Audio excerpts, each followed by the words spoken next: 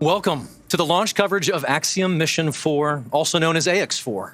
Today is lining up to be a great day to launch off planet Earth, and the clock is actively counting down at Kennedy Space Center in Florida. Our 4 crew members are already strapped into their seats into Dragon, and they are preparing for liftoff from Launch Complex 39A at 2:31 a.m. Eastern Time. Well, good morning, everyone. I'm Paul Wizakowski, a strategic space storyteller for Axiom Space based on Earth, and I am very excited to be covering Axiom Space's 4th mission to the International Space Station.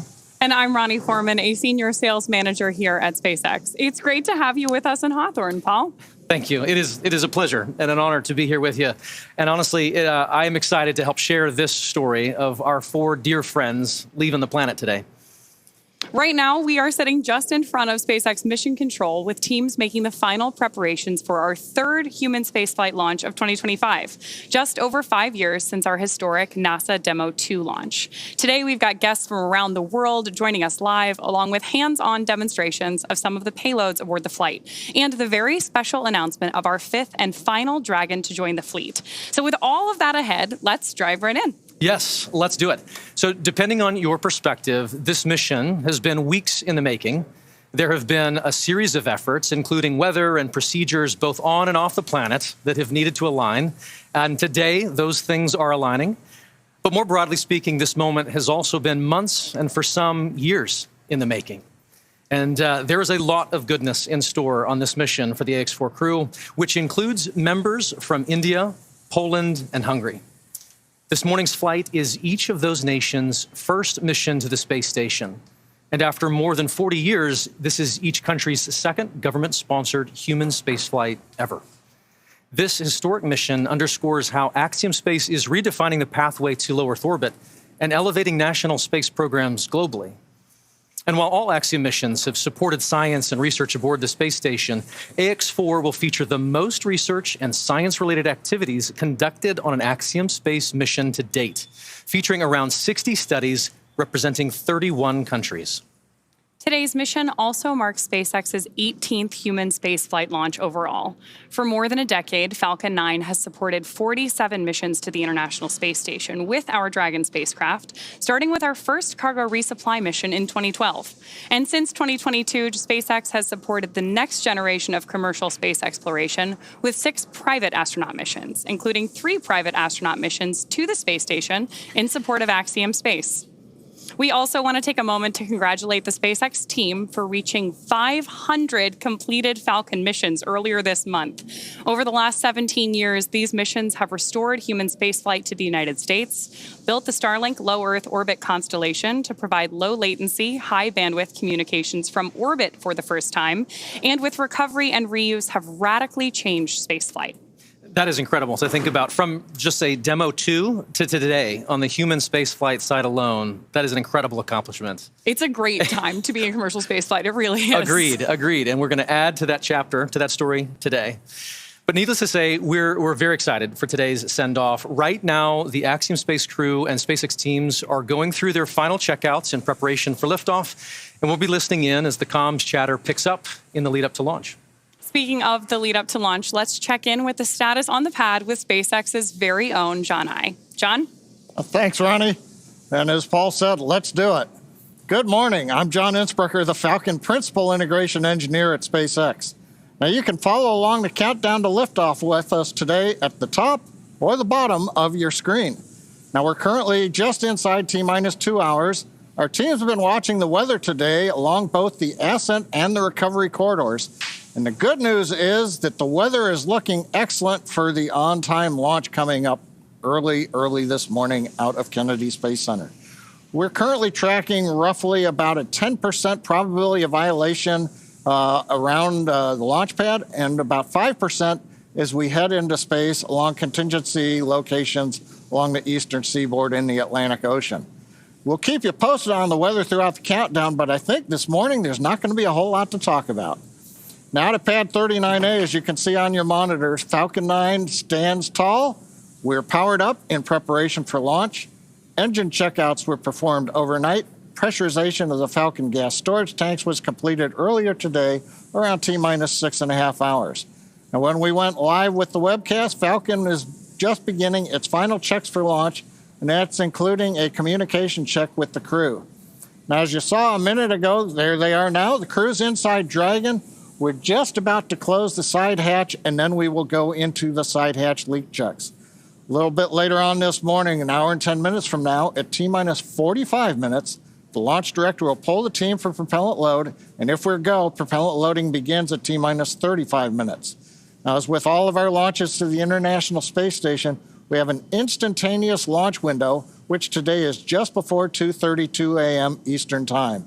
If for any reason we're not able to launch today, our next opportunity will be tomorrow at 2:09 a.m. Eastern.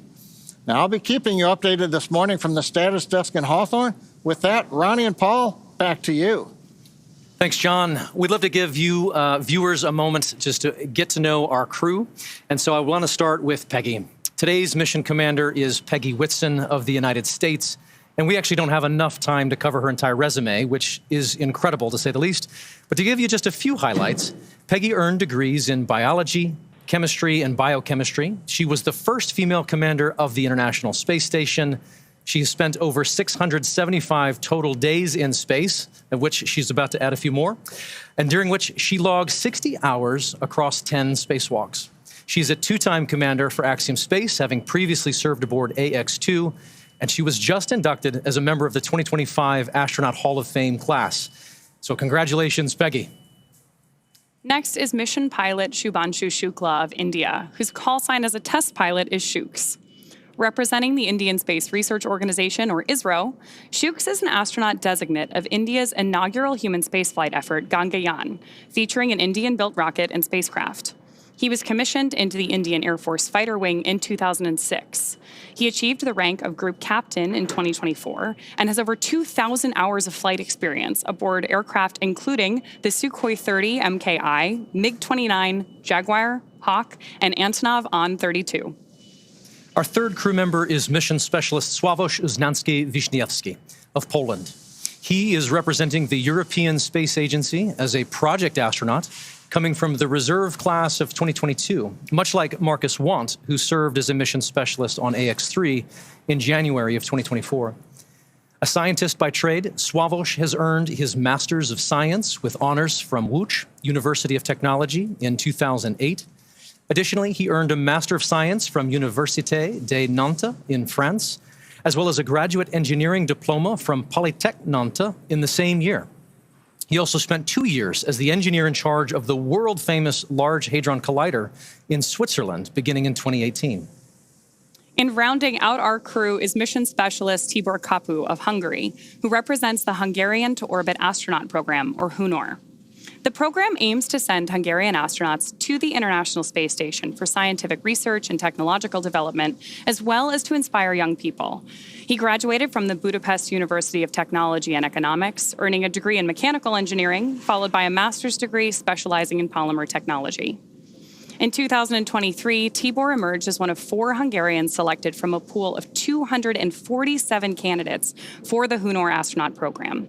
He has invested a notable amount of time in his career focused on space radiation protection while awaiting his acceptance to HUNOR.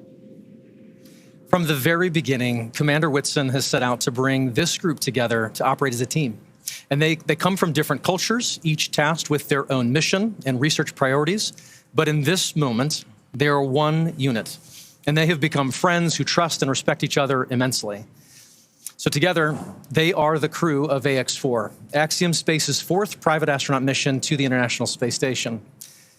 Today's flight represents the return to spaceflight for these 3 nations, but it also highlights the growing opportunities for many nations and entities around the world to conduct meaningful work in low Earth orbit. And right now, as Peggy, Shooks, Sławosz, and Tibor sit right there inside Dragon, there are colleagues, fans, and space enthusiasts the world over gathering to witness and cheer them on. We are just starting to get some visuals from different watch parties around the world, and so naturally, we're eager to show these to you. It's early in the morning for some, later in the day for others, and here we are seeing students and teachers at the Nar Baram Hansre English School in Jamshedpur, India, gathering together to watch Shubhanshu lift off. Well, greetings and namaste, students. And now we're checking in on Poland. The launch party there is taking place inside the Copernicus Science Center in Warsaw. Waiting for a viewer's perspective because the whole webcast is displayed on the planetarium's dome there. The event is organized by the Ministry of Economic Development and Technology, the Polish Space Agency, and the European Space Agency, so hopefully we'll get a chance to check in with them soon. Yes, we'll check in with them again, I'm sure. As folks continue to gather at these watch parties, as well as others across each country, we look forward to sharing their excitement live again and again as we get closer to launch. Speaking of the excitement as we get closer to launch, I'd like to check in with John I again and get some updates from the launch pad. John? Well, right now, things are continuing to press on. T-minus 1 hour, 50 minutes. We have closed the side hatch, and we are getting ready to start the leak check. Now, we talked about the launch this morning. For the side hatch, the reinspection noted a fiber right now we're that was a listening to possible communications cause on of the back channels. issue we saw earlier. So we have obviously reclosed the side hatch, and we're stepping into the Okay, right now, leak Dragon, check we repeat. talked about an instantaneous As window. are in We need pad an hatch efficient closed, orbit we are to going get to the space repeat station. our health check for launch escape system, so you can expect momentary flight computer state change again, followed by transition back to pad hatch closed. How copy? In your reinspection, you found a fiber, and we are looking forward to another flight computer transition like we had before, as you repeat the leak check. Yep, that's a good readback. Yeah, we're listening to Peggy Whitson talking to the ground team at SpaceX. They're getting ready to start the leak check. When they were getting ready to close the hatch, they found a fiber across one of the seals. They cleaned that up. So we're going to press into the leak check now. Fingers crossed that everything goes well. From time to time, we will be hearing the crew talking to the ground or vice versa, so we may stop our commentary right in the middle of everything if we hear something coming up. But I started talking about the instantaneous window, and that's because we need an efficient orbit to get to the space station. And the most efficient way to do that is to launch when the space station's orbit plane is passing over pad 39A. But that also means that you have to launch on a precise second this morning, and that's what we call the instantaneous window. Now, at pad 39A, the Earth is rotating at 900 miles an hour to the east. So if we were to delay launch by 15 minutes, the Earth's rotation alone would take us over 200 miles past the space station's orbit. And the errors you get launching too soon or too late, they're the ones that cost you the most propellant to try to make up. Now, while the orbit that the space station is flying in is going to be directly overhead at liftoff, the actual station may be several thousand miles away in its orbit. But that's a lot easier to fix. As Dragon gets into orbit, its speed will be a few hundred miles per hour different than the space station. And so in several hours, we can make up a couple thousand miles without a problem. So overall, it's kind of like catching up to your friends on a highway. If you're on the same highway, you can speed up or slow down to catch up with the other automobile. It just takes you some time. But if you end up on parallel highways separated by 15 minutes, you're going to have a hard time catching up to your friends. And that concludes today's segment of My Friend, Orbital Mechanics. With that, back to you, Ronnie and Paul. Awesome. Thanks, John. After a successful liftoff and orbital insertion, the AX-4 crew are set to rendezvous and dock with the International Space Station tomorrow at 7 a.m. Eastern. They'll spend approximately 14 days aboard the orbiting laboratory, bringing the total occupancy count up to 11. And upon entering the International Space Station, the AX-4 crew will be greeted by the current expedition crew members with a welcome ceremony, which we look forward to showing. This will be followed by a handful of onboarding exercises with the station commander, but then each crew member will immediately jump into their scheduled mission timeline. For the next 14 days, every minute of their workday will be scheduled with public engagements, science, research tasks, and a variety of activities that are unique to microgravity. To prepare for this endeavor, this crew has spent the last 10 months working with instructors and subject matter experts to learn every system they will be interfacing with on station. They have studied and practiced every experiment, reviewed and rehearsed every event, all to maximize their time in space. Collectively, this crew is undertaking the largest quantity of scientific research efforts of any Axiom space mission to date, with over 60 research activities on their timeline, representing 31 different countries. Missions like AX-4 continue to expand what is possible setting the stage for even greater opportunities to come. At the conclusion of their time on the station, the crew will participate in a closing farewell ceremony and begin their preparations for the journey back to Earth. Currently, that flight is targeting just about 2 weeks from today for both return and splashdown. And so while the teams are progressing towards launch there on the launch pad, why don't we look back at what some of those efforts have been to get them to this point? For context, this crew has been living in an isolated quarantine bubble for the last 4 weeks, having reported to quarantine on May 25th. In that time, they have shifted their sleep regimens to adjust their circadian rhythm to match those on board the International Space Station. And over the last few days, they have finessed that further to be ready for this moment. So earlier this evening, the Axiom Space Ground Operations team drove the AX-4 crew to Kennedy Space Center, where they shared a brief moment with loved ones before being officially handed over to SpaceX for launch. This handover event has taken on many forms over the years, but there is always something special about creating a moment, even for just a few minutes, in the midst of all of the operational choreography that we're doing, to pause and just share a moment human to human. And so here you are seeing the crew in front of their loved ones before getting in board the Teslas that took them out to the Falcon support building. These are fantastic photos taken from earlier today. After the T-4 hour briefing, SpaceX team helped the crew suit up. There they are exiting the Falcon support building, which is just about a half-mile away from the launch pad.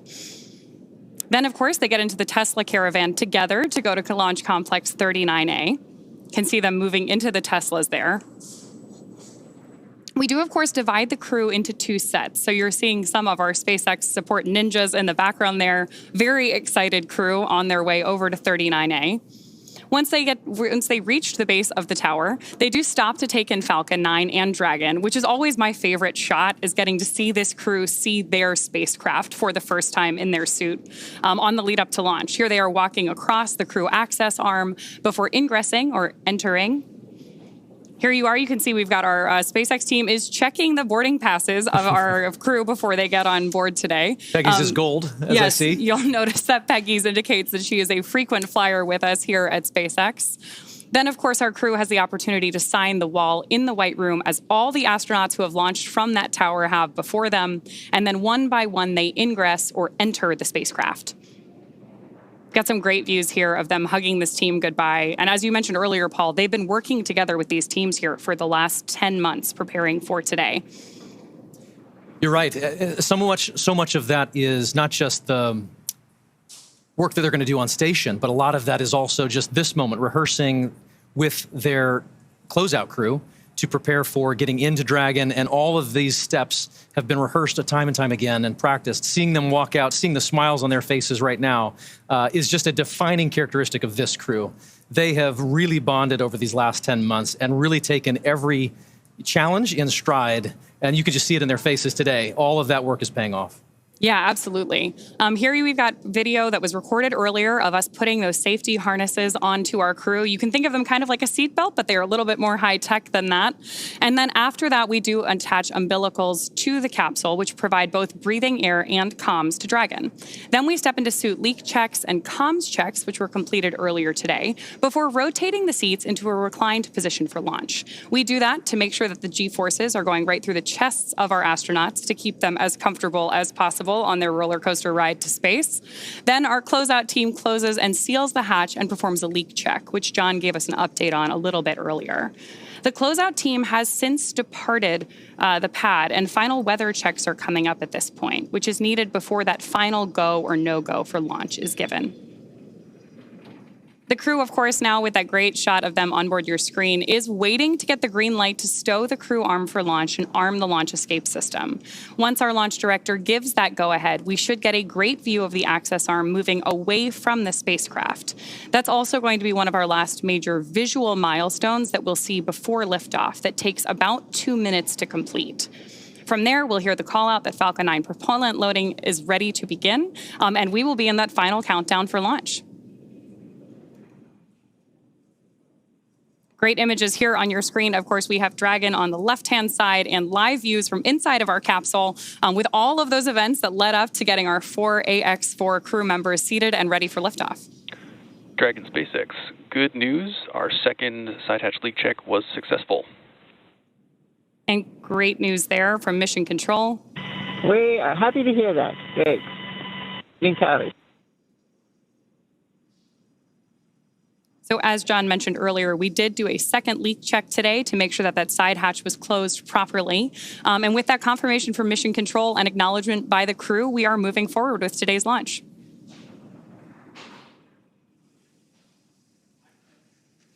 Obviously, Peggy has been through this once before successfully, and it is a first time for the other three crew members. But just seeing each of them all together as a team there inside Dragon is a sight that, well, it's just rewarding to see. We've shared a bit about our crew members on this AX4 mission, but to properly introduce them and the space agencies they represent, we're going to send you now out to Axiom Space's Sonia Gavenkar-McKay, who's joining us from the press site at Kennedy Space Center in Florida. Sonia, you're only 3 miles from the launch pad. How is the energy out there? The energy is amazing. The weather is fantastic. It's a little chilly in this room, but we're just hot for this mission. So we're excited to tell you more about the crew, their missions, and what they're going to accomplish on the ISS. This is a special moment for India, Poland, and Hungary. Let's turn our attention now to each space agency represented on board the AX4 mission, beginning with the Indian Space Research Organization, or ISRO. Their crew member, Shubhanshu Shukla, or Shooks, is our mission pilot. ISRO has been involved in space exploration for over 50 years, but only recently has put a clear emphasis on human exploration. Shooks is making that goal a reality today. From the Indian Space Research Organization, AX4 pilot Shubhanshu Shukla. Namaste. I'm Group Captain Shubhanshu Shukla. A fighter pilot for 15 years, he was selected as one of 4 Indian astronauts in 2020. Captain Shukla, are you ready for the ride? Will you do some yoga in space like your idol Rakesh Sharma did in 1984? The first Indian astronaut, Wing Commander Rakesh Sharma, traveled to space in 1984. I grew up reading about him in textbooks and listening to his stories from space. I was deeply, deeply impressed by him. This journey that I'm on, it has been a long one for me. And it started out somewhere. I didn't know that this is the path it is going to finally take. I would say that I've been extremely fortunate and extremely lucky to have gotten the opportunities to first fly all my life, which was a dream job for me, and then have the opportunity to apply to astronaut corps, and now consequently be here. The way this worked out for me was that probably a week before we arrived at Axiom was the time I came to know that I will be going. I was extremely excited to be here. I was very, very happy because this was a possibility for me to actually fly to space. You don't know how to respond to such things. Shooks' wisdom, the knowledge that he possesses, he could be 130 years old. For me, having him as my pilot in the Dragon capsule is great. He already has that operational savvy. You know, he's just wicked smart when it comes to spacecraft technologies. He is very focused and he will basically go 1, 2, 3, 4 in a record time. I don't even know how he gets there so fast. The team that I'm flying with on this mission, it is fantastic. I do feel that, I have exceptional crewmates. I will have these crew members for this one flight, but post this mission, these are going to be my friends for life. It has been an amazing journey. These are moments that really tell you that you are getting to be a part of something that is much larger than yourself. I can only say how extremely fortunate I am to be a part of this. It is my sincere endeavor through my mission to inspire an entire generation back home in the country. I want to use this opportunity to ignite curiosity among kids. Even if this story, my story, is able to change one life, it would be a huge success for me. I'm Group Captain Shubhanshu Shukla, and I am the mission pilot for Axiom 4 mission.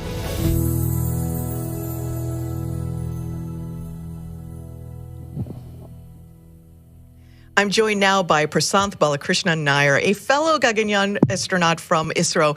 Papa has trained alongside Shooks for the past 10 months as the backup mission pilot. Papa, thanks for being here today, although I can't imagine where else you'd want to be. Yeah, exactly. Thanks, Sonia, for having me. Well, let's talk about Shooks a little bit. When was the first time you met, and what was that meeting like, and what was your impression of him? Oh, he's a fantastic guy. So we met a few years back. We are both fighter pilots and we are test pilots. So when we got selected for our own Gaganyaan program, that's when we met. And very few people know this. I am 9 years older to him. Oh, really? I look younger. You right? do, you do. Yeah. See, I'm not, no, hair still hasn't come out. Yeah, but that's when we met. And Shooks has been a fantastic guy. In the last 10 months when we have been training here, it has been such a satisfying thing for me to be his wingman. Mm-hmm. Okay, as a fighter pilot lingo. Right. And he's got that drive and that focus in him on what he wants in life. Mm-hmm. Once he decides, like, for example, to be the first Indian to go to the International Space Station, right. He puts that over there, focuses on it, puts his entire resources and his mind into it, removes all other obstacles, and he's there right now. Well, and that's what he is. That's amazing and shows why he's in that pilot seat. Yeah. Tell me about the 10 months of training that you all went through. What was a point that stuck out to you? What was the overall experience like? The overall experience was, I didn't know whether it was work. It was more like, coming to one big picnic, and imagine you're doing space training. Yeah. And in that, when you can actually make it really cool, at the same time professional, that has been our experience. It's been really marvelous, training with Axiom, NASA, SpaceX, with the other countries, and Peggy. It's been fantastic. A legend. You get to train with a legend. Now, I have seen you do some of the training, but the food training, I think maybe was one of your favorites? Yeah, well, you can't, the army marches on its stomach, right? Yeah, and we astronauts also fly to space on our stomach only, yeah. The food was the fantastic part, and we went for this NOLS training, National Outdoor Leadership School in Where Baja. you really got to bond as a team. It was fantastic, because we realized it's in such situations when we are kayaking and the weather was down and when the resources are low and the only thing we have to back on is each other. It was fantastic to know each other really threadbare. And it was beautiful, because these are those moments when you train as a team that we come to know not just the strong points, but the limitations. Right. Because when going to space or doing such kind of activity, the most important thing is to know your teammates' weak point so that you can be there to support him. Right. Yeah. Wonderful. Thank you, Papa, for being here. Good luck to you. Good luck to India. Good luck to the entire ISRO agency. We're here now, finally. Good luck. No, definitely. Thank you for having me. And I want to, on behalf of Axiom and all, give a big shout out to my Prime Minister, my Chairman, my wife Lena, and my daughter Nandini, and my parents, and everyone back home. Thank you, everyone, and all my countrymen. Indeed. Jai Hind. Indeed. Thank you so much. Well, let's meet our next crew member. We'll take a closer look at Sławosz Uznański-Wisniewski and the return to space flight for the nation of Poland. Sław is continuing and growing the partnership between Axiom Space and ESA. His scientific background and energetic spirit make him an incredible asset and truly engaging addition to this diverse crew. I think both mountains and sailing, my head gets clear. I'm focused on how to choose my path. How are you? Good, very good. Congratulations. Second peak, 6,000 meters. How does it feel? Good, perfect. How I see the world is out there for us to enjoy it. When we live, we try to understand, and actually this is a lifelong learning. Representing Poland, ESA project astronaut Sławosz Uznański-Wisniewski.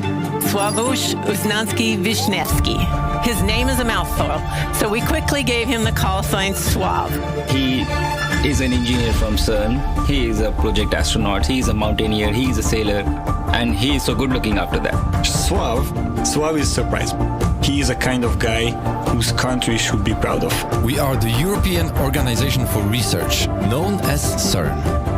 What CERN does, CERN studies what the world is made of, colliding these particles and seeing what happens after and what are the smallest building blocks of nature. In my work as an engineer, I try to understand what happens around, how to build better systems, how to solve certain problems, and that's, I think, the way how I look at the world.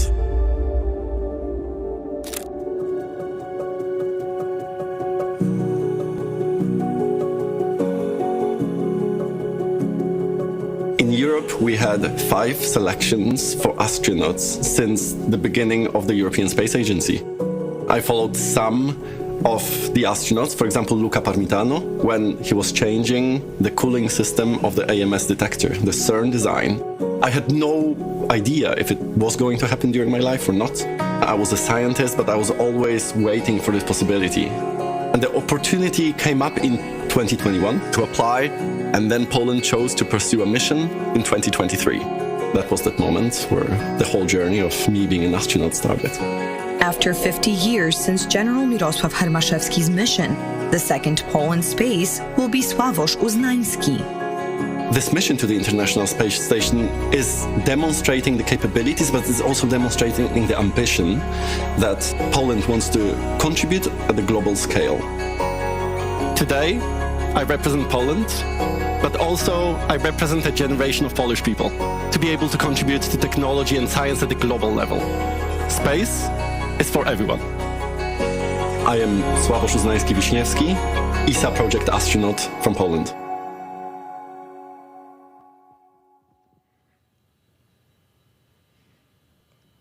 I'm joined now by Frank Duin, ESA, ISS, and Terra Nove Program Manager. Thank you so much for being here. You've launched from Baikonur. How's it feel to be just yards from the clock here at Kennedy? Well, it feels great, of course, to be back here. We have, of course, launched already a lot of ESA astronauts here on SpaceX Crew Dragon missions, and so it's always great to be back. Especially on a launch day, right? Especially on a launch date, yes, certainly. And this is your ESA's second time launching a project astronaut with Axiom Space. It's a new concept. What kind of lessons learned did you get from AX-3 the first time a project astronaut flew on an AX mission? Well, the lessons learned that we had, of course, is that these missions can be extremely successful for ESA and for our member states. We can do a lot of science on those missions, technology development. For example, during the mission here with Sławosz, we will have 13 Polish experiments that will be flying. It's not only about the science, it's also building industrial capability in our member states, gaining support for our exploration program. So these missions can be highly successful for ESA and for the member states that decides to implement them. And does it also grow the pool of astronauts in a unique way? What are you finding as the pool is growing? Well, the pool is growing a little bit, of course. The project astronauts, after their mission, they go back to their normal job. But of course, they remain astronauts. They remain advocacies for space, for education, for STEM. This is also a big part of this mission, inspiration. That we want to bring. If we want to fight climate change, for example, in the future, we need more and more engineers, we need more scientists, and this is needed for our society. So inspiration is also a very important part of this mission. So tell us a little bit about Sławosz. Why was he chosen? Why was he chosen for this mission? What do you think he's going to bring to the table during the mission and after? Well, Sławosz, in the first place, of course, is an excellent scientist. He has worked a lot in CERN as an engineer and a scientist, so he brings that aspect, of course, with him. He has a great personality. If you see pictures of Sławosz, he's always smiling. So that is also something that he can bring to a crew, but also to the European Astronaut Corps. And then again, in Poland, he's really a hero. He's really a star. And that's really great for the young kids that can look up to him and that can also invest their careers in science and in technology. So you think it's going to make a huge impact in Poland. What do you think it's going to do for exploration for the young people of the nation of Poland? Well, I think it's good for exploration and also for ESA, by the way, because through the mission of Sławosz, Poland is also engaging more in exploration, engaging more in the European Space Agency, bringing extra funds to us, so that's great. And again, we will build up industrial capability in Poland, which we all also need. If we want to go to a low Earth orbit economy, for example, we will have to build up more actors, more players that can work and that can contribute to this economy. And therefore, as well, this is a great endeavor. And of course, we will need young people in the future to do this. And that's why Sławosz and this mission will be a great success, I believe. Thank you so much, Frank. Thank you for being here. Good luck to ESA. Congratulations to ESA and the country of Poland. And I can't wait for this wonderful evening. Thank you so much for being here. Thank you very much for having me. Well, let's move on to our next crew member. It's Tibor Kapu. It's an exciting time for his country and his mission, and I want to tell you a little bit about it. This Central European nation is among those who have more recently turned their attention to spaceflight, adopting a formal strategy to get a Hungarian into space for the first time since 1980. This is a return to space that's been 45 years in the making. This is Hunor astronaut Tibor Kapu. When I was watching Olympics with my mom, I remember that anyone who had a Hungarian flag on, on a jersey or on them, we were just cheering for them, like they were our own family members. These are the guys who we are all proud of. Spaceflight, in my eyes, is something similar. Tibor, what I really admire about Tibor, he's an engineer also, but he has the enthusiasm that bonds our crew together. He is life. I describe him like that. He walks into a place, he walks into a room, and everything livens up. He's funny. He's the person that brings lightness to the team. He's an engineer like myself, so we have this in common, this connection. In addition to engineering skills, Tibor is a huge space buff. And if you are not motivated about spaceflight before you meet him, you will be a fan afterwards. It is actually coming from childhood. I remember, assembling so many sets of Legos. I did, Star Wars. I did all kinds of planes. I was looking for my place for a really long time. But for a long time, actually, I didn't even know what to do. I remember this really cool moment with my dad. He explained to me what does a mechanical engineer do, and that's when we discussed that, okay, I will be a mechanical engineer. It was great, I loved it, but I knew that I could do much more. I knew that I'm destined to achieve greater things. I was a rocket enthusiast for such a long time, but I didn't have a chance to work in that field. The selection process for Hunor, it was announced in 2021. I was extremely enthusiastic. It wasn't a question if I'm taking that opportunity or not. We did 14 months of rigorous selection process, physical and psychological and cognitive stuff. The whole thing took like 2.5 years. It's much harder than I thought, actually. May 26th was the anniversary of that Falcon flying to space. He was the first Hungarian astronaut. On that day and that night I was selected, and I was actually quite proud of myself that I could prove to myself that I am capable of focusing for months and years in order to stand here. So people have been calling me their sons since the selection, especially my hometown.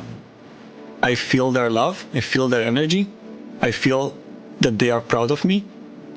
I want to be special for my country. And if it will spark or ignite anything in them, then I think we are doing our job quite well. My name is Tibor Kapu, and I'm mission specialist for AX4.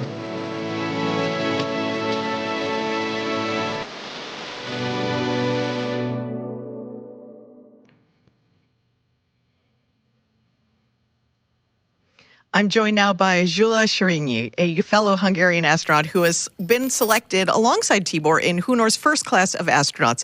Thank you so much for being here, Gyula. You and Tibor were selected around the same time. Tell us what that moment was like. Thank you. It's a great honor to be here. Well, it's a really interesting story because we had a really long selection process, and after the selection, we had 14 months of basic training in Hungary. And even in these 14 months, we've been to the US and we've met Axiom people. We've been to Axiom, and they also were part of our selection. And after that, our selection happened. From the four of us, two of us were selected to do the mission-specific training we are here right now and doing right now, preparing for this mission actually. So this was an amazing journey for us. So the Hunor program only kicked off in 2021. That's a really fast trip to this moment that we're at now. Tell us what that was like. Do you think that this is right on track? Are you excited for the progress that you're seeing? Well, we had to do it really fast because we were not planning for Axiom 4 specifically. We were planning to do a mission. And but Axiom 4 happened, and so we had to jump on it. And it was really, really intense for us. But the basic training were finished, and we could continue our training. But we didn't have a lot of time between selection and the Axiom 4 training. We had around just 1 month of period when we were selected and waiting for a mission. And what stands out to you from that training, from the AX4 training? What stands out? Something that was really bonding, something that surprised you? From the bonding perspective, if you ask for that, I would say that our NOAA's training were amazing, which was when we were at Mexico with the That's what crew. Papa said, that he loved being He did say that. Yeah. Oh yes, that was amazing but it's a great analogy of being on the space station. You are not a very well comfortable position. With the crew, you have to solve problems. It's really like being on the space station, and so I really enjoyed that part. But we've done so many things. It was an amazing journey. Tibor has a very intense mission when he's on the ISS. Lots of things to do. What's he going to bring to the table when he's on the ISS? So, from Hungary, all of the experiments we are going up there is Hungarian experiments, and it's like a really good opportunity for Hungarian researchers to show and to get their experiments conducted on the ISS in space. And it's like he's going to be doing radiation experiments. He's going to be growing plants in space. So many things. He's got amazing So many things, portfolio. but bringing along the entire country of Hungary with him into space with all of these activities. Thank you so much for being here, giving us a little peek into your training up until this moment. Congratulations to you, to your entire country. Thank you so much. And now it's time for our commander. Let's introduce you to Peggy Whitson. You may be well aware of Peggy's incredible resume. She brings nearly 30 years of experience as an astronaut and decades more as a leader in technical and scientific fields. A second-time commander for the Axiom missions and the latest addition to the Astronaut Hall of Fame. This is the one and only Peggy Whitson. How does a girl from Beaconsfield, Iowa, with a population of less than 20, become the commander of the International Space Station? I think that one of the biggest lessons I learned growing up on a farm had to be determination, diligence to get the job done. My parents are the hardest working people I knew. They taught me that work ethic and never to quit. Peggy Whitson became the first female commander of the International Space Station. In her career, Whitson spent 675 days in space. She also flew 3 long-duration space flights and served as chief of the astronaut office and commander of the International Space Station. AX4 will be her 5th mission to the International Space Station and 2nd time commanding a commercial astronaut mission. Peggy Whitson is a known name. She has accomplishments that I can only dream of. Peggy is one of the most capable leaders that I had the chance to work with, ever. She passes knowledge to us. She knows where we feel strong, where we feel maybe a bit weaker, and she can support us in that. Being a great leader for her is just natural. When I first met the crew, I was very excited by the fact that they could all laugh at themselves. I think that's a really important characteristic, to be able to have a sense of humor about yourself, not to take yourself so seriously. From there, you can do a lot of work. I actually tell the crew a lot about what I think they're going to experience. I think it helps them prepare. But I'm talking about how they're going to feel, how their body's going to react to it. Everybody's going to be souped up to do, 150% of the work. And so I want them to have an accurate sense of what they're going into as they adapt to being in space. My first flight was in 2002. Obviously, as a rookie flyer, I worried a lot about getting everything right. I didn't want to be the one that made mistakes. To me, it's important to be able to share that and relieve some of the stress off of them and try and focus their worry, because I know they are worried as well, on the right things. I've got 3 different countries being represented, and we prioritize each of their countries' objectives so that everyone's needs are being met. And this is a goal of Axiom, and that is to open up space and opportunities to more and more countries. I really consider it almost a dream that we have already accomplished 3 private astronaut missions in 3 years. So I'm really excited to be a part of that. I love working with these young engineers with new ideas. It's a lot of fun. I'm Peggy Whitson, commander of AX.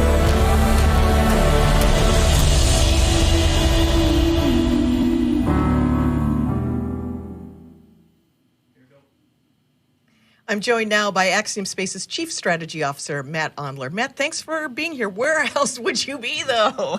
No, thanks for having me. This is a fantastic day. Going to be a fantastic launch tonight. So let's talk about Peggy Whitson.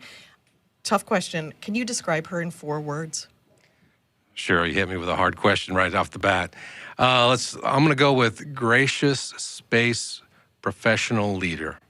That's pretty good. That's pretty excellent. When Peggy's not preparing to go to space or recovering from coming back from space, what is she doing in the office day to day?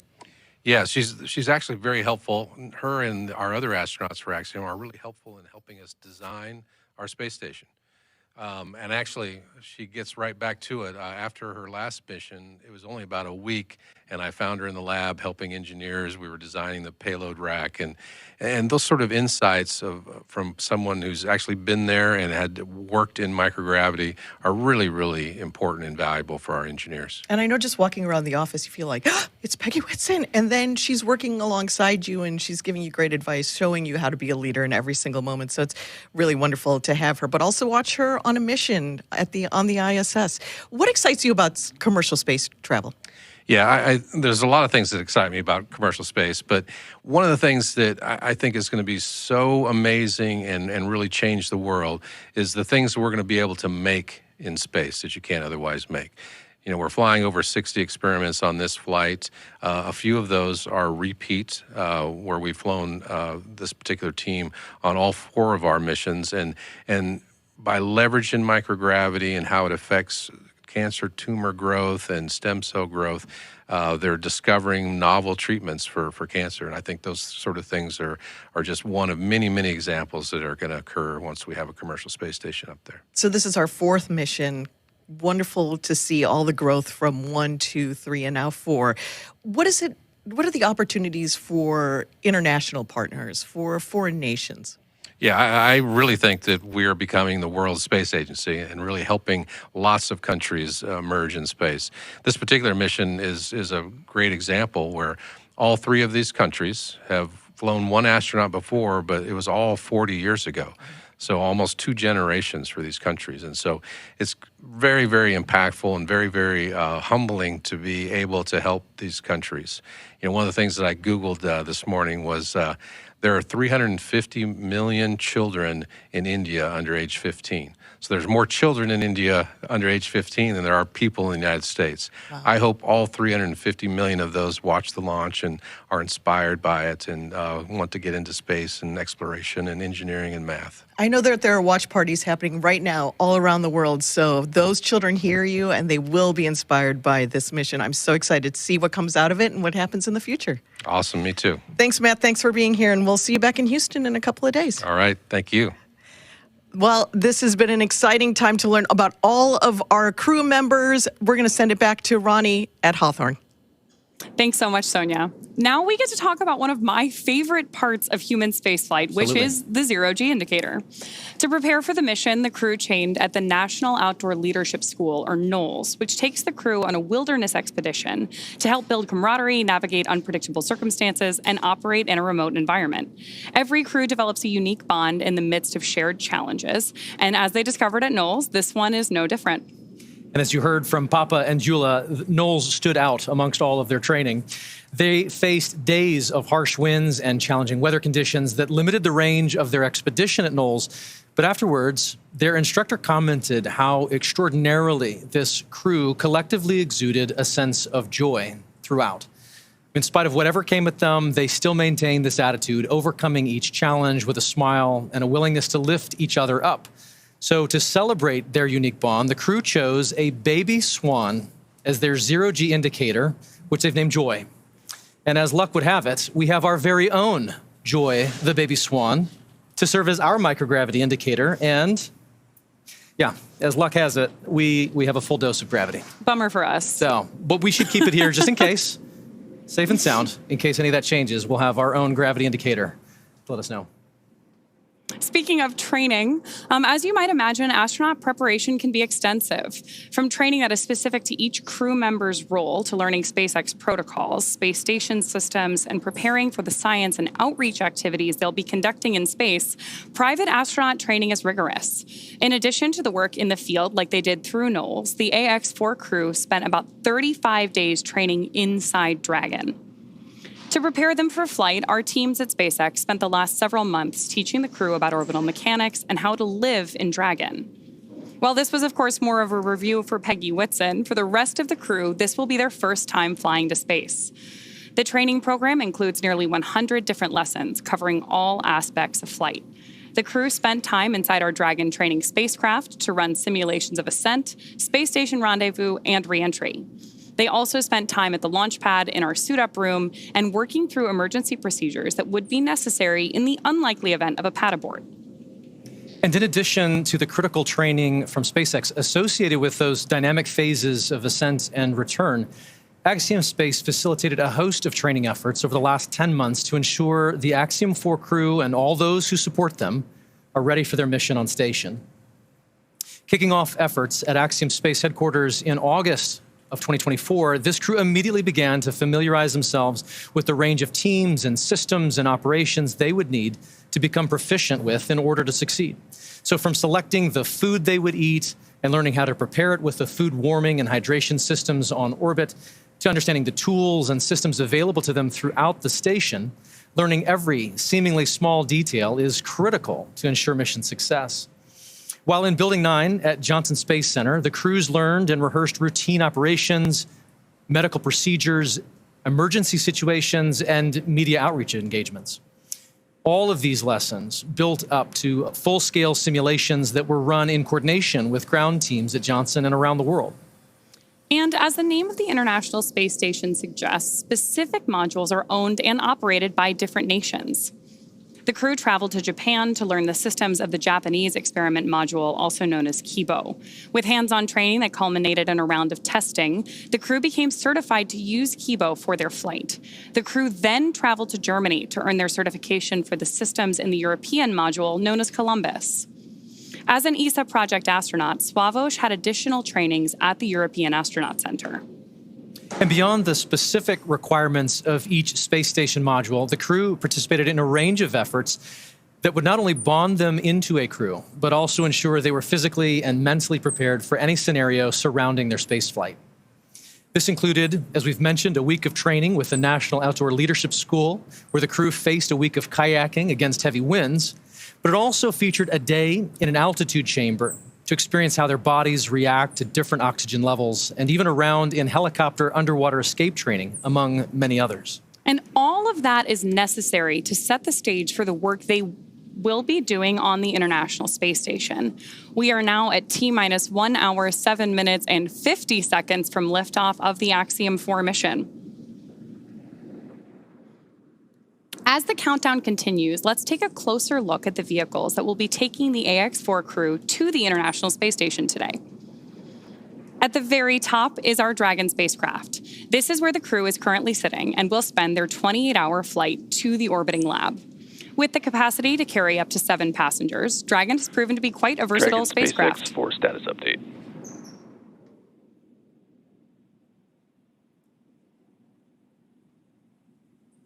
We're going to listen into this status Go update. ahead, Jermaine. What's the update? All right, Peggy, we are troubleshooting an issue with uploading the current wind conditions to the vehicle.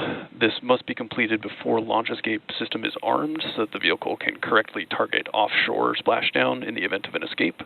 We're tracking several troubleshooting paths at this time and are working to resolve the issue, so I will follow up with you in 10 minutes on the status. How copy? Copy. You're troubleshooting the ability to upload the wind conditions for the launch escape system, and you'll update us in 10. Thanks. Yep. And just to make that super crystal clear, if we do not successfully upload this by the time we get to LES ARM, we will be no-go for launch. I was thinking you might be thinking that as well. Dragon copies. we heard some chatter there from Mission Control and acknowledged by the crew that we're troubleshooting that upload issue now. But of course, our teams will continue working diligently in the lead up to launch in hopes that we can preserve today's launch attempt. So with that, I want to step back in and talk a little bit more about the spacecraft that we are working on today. Dragon is a very versatile spacecraft. It can autonomously dock to the space station when outfitted with a docking adapter, as it is today for Axiom Mission 4. But Dragon can also be configured with hardware to support a spacewalk, which made its debut on the Polaris Dawn mission last year. And of course, in free flyer mode, the docking adapter can be swapped out for that iconic cupola, which is essentially a giant glass dome that allows for 360-degree views of space. The crew travels in the pressurized section, which is the top portion of the spacecraft. This area allows for the transport of people and environmentally sensitive cargo. Dragon's trunk, which sits below the pressurized section, can carry unpressurized cargo when needed and remains attached to the Dragon until shortly before re-entry into Earth's atmosphere. Dragon has played a significant role in advancing our future in space by safely transporting crew and cargo to and from the space station. There are currently 4 Dragon spacecraft supporting human spaceflight missions that have docked to the station: Endeavour, Resilience, Endurance, and Freedom. And this mission will be adding 1 new Dragon to that list, whose name will be revealed later today by our commander, Peggy Whitson.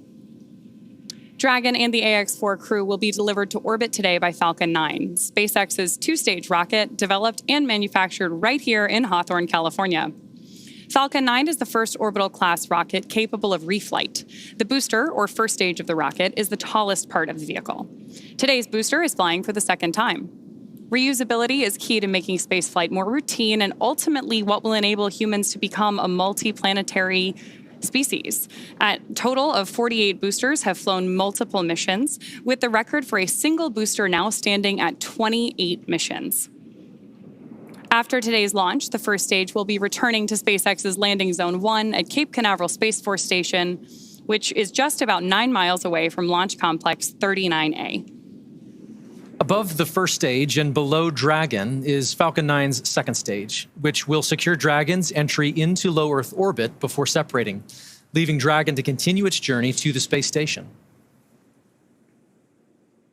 Beautiful wide shot of Falcon 9 on your screen there. We've got the crew access arms still in place leading up to the Dragon spacecraft. And Falcon 9 right there in the middle is SpaceX's workhorse vehicle, having completed 492 missions since its first flight in 2010, more than any other rocket flying today. And through missions like today's, Dragon is helping lay the groundwork for deep space exploration, rapidly expanding our knowledge of how humans will adapt, live, and work in space. It's hard to believe that it's been 5 years since Dragon radically changed how humanity gets to space. After the space shuttle program ended in 2011, NASA astronauts primarily used the Russian Soyuz spacecraft to travel to and from the International Space Station. From 2011 to 2020, the Soyuz was the only human-capable launch vehicle available. In December 2010, Dragon became the first commercially built and operated spacecraft to be recovered successfully from orbit. This mission, known as COTS-1, was the first demonstration flight for NASA's Commercial Orbital Transportation Services, or COTS program. The purpose of COTS was to develop and demonstrate commercial sources for cargo resupply of the ISS. Fun fact, the Dragon that flew on that historic mission is currently hanging behind us in front of SpaceX Mission Control in Hawthorne. Just 10 years later, in May 2020, Demo 2 launched astronauts from U.S. soil for the first time in nearly a decade. Demo 2 was Dragon's first human spaceflight mission. The spacecraft, named Endeavour, carried NASA astronauts Doug Hurley and Bob Behnken to the International Space Station in the first orbital human spaceflight launched from the United States since that final space shuttle mission in 2011, and it was the first ever operated by a commercial provider. Alongside the NASA missions, Dragon has also flown several private missions to orbit. In September 2021, on the Inspiration 4 mission, Dragon became the first private spacecraft to take an all-civilian crew to orbit. The following year, Dragon flew Axiom Mission 1, the first all-private astronaut mission to the ISS in collaboration with Axiom Space. The first of now 4 flights together with Axiom Space to take commercial crews from around the world to the International Space Station. Then in September of 2024, the Polaris Dawn mission delivered the first commercial spacewalk. And most recently in March, Dragon supported the From 2 and NASA Crew 10 missions. From that first crew mission in May 2020 all the way through today, Dragon has supported 17 human spaceflight missions and flown 66 crew members representing 17 countries. Overall, Dragon has flown 52 missions, carrying over 300,000 pounds of cargo to space. In the history of human spaceflight, fewer than 700 people have ever been to orbit. At SpaceX, we want to help create a future where not just hundreds of people, but thousands and ultimately millions of people can travel off Earth to live and work in space and on other planets. Each of those missions you just mentioned represent truly significant firsts that have helped shape this generation of human spaceflight. And at Axiom Space, we've had the opportunity to provide foundational firsts as well. Working with SpaceX and NASA on all 3 of our orbital spaceflight missions to date, to fully appreciate the progress being made together, it's worth noting that our 3 flights have helped provide greater access and set new precedents worldwide for private astronaut missions aboard the International Space Station, all within the last 4 years. And I'd love to take a quick look back at just a few of these with you now. On April 8th, 2022, just over 3 years ago, Axiom Mission 1 launched aboard Dragon Endeavour on a mission that would span 17 days on orbit, with 15 days of those on board the International Space Station. Led by Commander Michael Lopez Alegria, the crew facilitated 26 research payloads and participated in over 30 STEAM events. Beyond the onboard science efforts, this mission was a pivotal moment for the community at large, serving as a proof of concept for how private operations could be conducted on the orbiting lab in conjunction with the expedition crews living aboard the International Space Station. This was the next step in human spaceflight collaboration. So this was followed up a little over a year later by Axiom Mission 2, which launched aboard Dragon Freedom. For awareness, we're cycling the orbit tank isolation valves to equalize low flow pressure. Dragon copy. Pausing there for that update.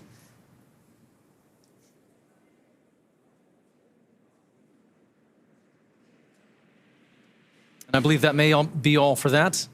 I'll pick up where we were. So Commander Peggy Whitson led American John Schaffner and 2 Saudi Arabian national astronauts, Ali Al-Qarni and Rayana Barnawi, on a 10-day mission outside our atmosphere with over 8 days aboard the orbiting laboratory. And over the course of their 126 orbits, they conducted 26 research efforts and participated in 20 STEAM events. This became the first private mission with government-sponsored astronauts.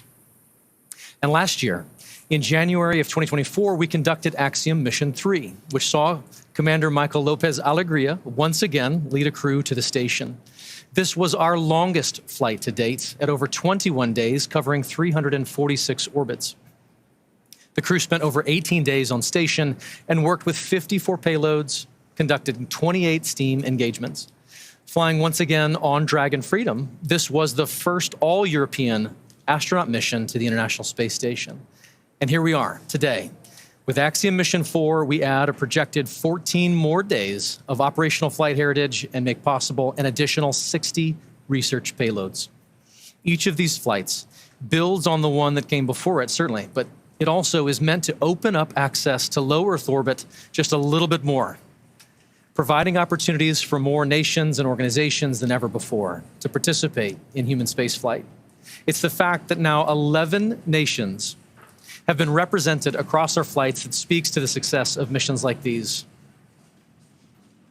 We visited with the crew of AX4 to get their thoughts on what our collective future in space looks like.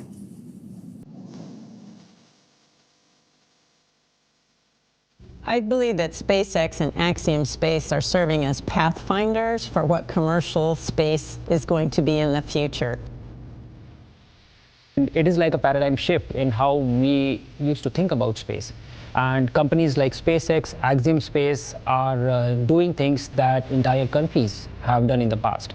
SpaceX is a crucial partner that allows us to go to the International Space Station. In general, space is a big team sport, and that collaboration offers more and more possibilities to explore. In our case, this is the Dragon capsule and the Falcon 9 rocket. In the future, it might be different solutions. It has been 5 years now that SpaceX has been sending humans to space. We are using SpaceX technology because we know that it's safe and reliable, that it will bring us safely to the International Space Station, and not only going there, but also coming back. The end goal for Axiom is to have that mission and presence in low Earth orbit that will enable scientific research, technology demonstrations, and expand what we are doing in space. These precursor missions, like the Axiom 4 mission, are just the tip of the iceberg for expanding in low Earth orbit and way beyond even. Like we say, that space has space for everyone, and this is what it means. And I think that is the essence of spaceflight. I love Peggy's comment there that this is really just the tip of the iceberg. Absolutely. The International Space Station may not last forever, but there's a lot in the works today to enable even more research and more capabilities off-planet. Of course. And so for Axiom Space, missions like AX4, as we've said, not only create opportunities for our customers to accomplish their goals in microgravity, but they are also invaluable in developing our teams and our systems for our own future Axiom Station. When the time comes and the International Space Station reaches the end of its operational life, Dragon SpaceX for awareness, we are continuing troubleshooting on the wind file upload. It has not been resolved yet. Troubleshooting is continuing. to follow up on that comment we had earlier. Dragon copies, continuing troubleshooting. We are going to keep working this issue in the lead up to launch. So as I was saying, when the time comes and the International Space Station reaches the end of its operational life, SpaceX will help deorbit the orbiting lab. NASA awarded SpaceX a contract to develop the U.S. Deorbit Vehicle, or USDV, a modified Dragon designed to guide the station through a controlled reentry into the Earth's atmosphere to ensure that upon reentry, the station comes down in the intended location and does it safely.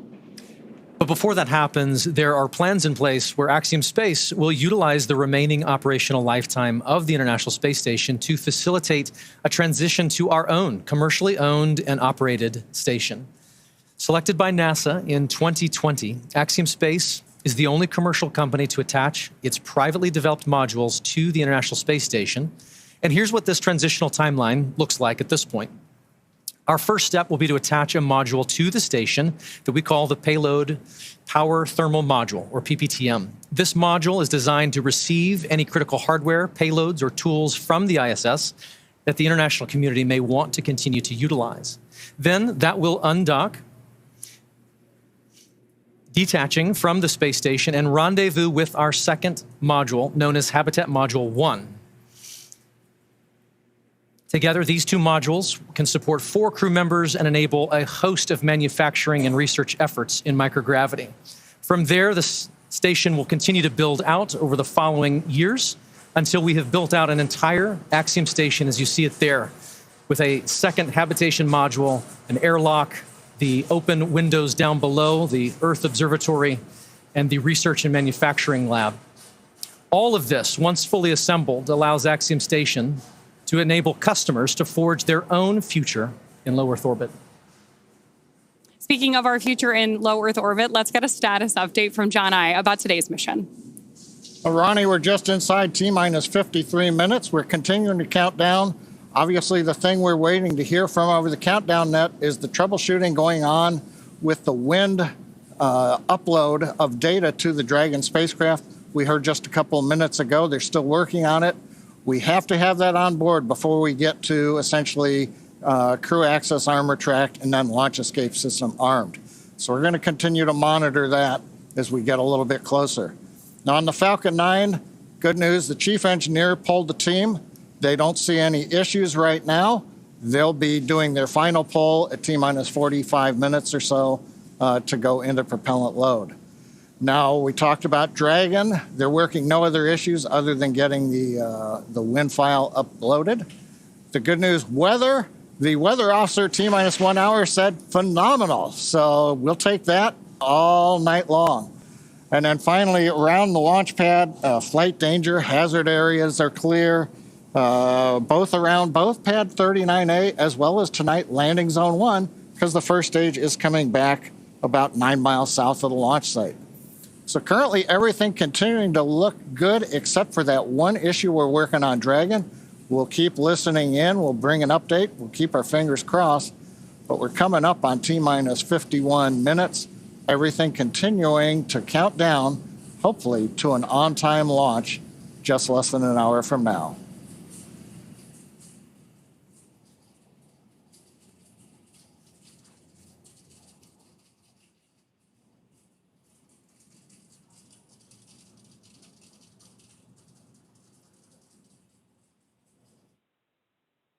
Attention Falcon launch operators. The propellant load and launch go-no-go poll is open in step 11.87 of 1.160.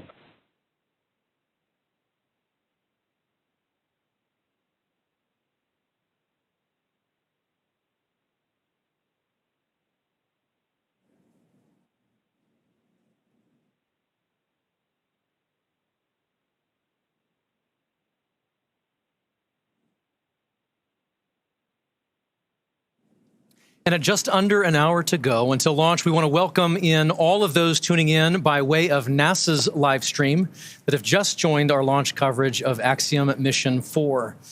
We're joined now by Sandra Jones with NASA Communications from Mission Control at the Johnson Space Center in Houston, Texas. Thank you for joining, Sandra.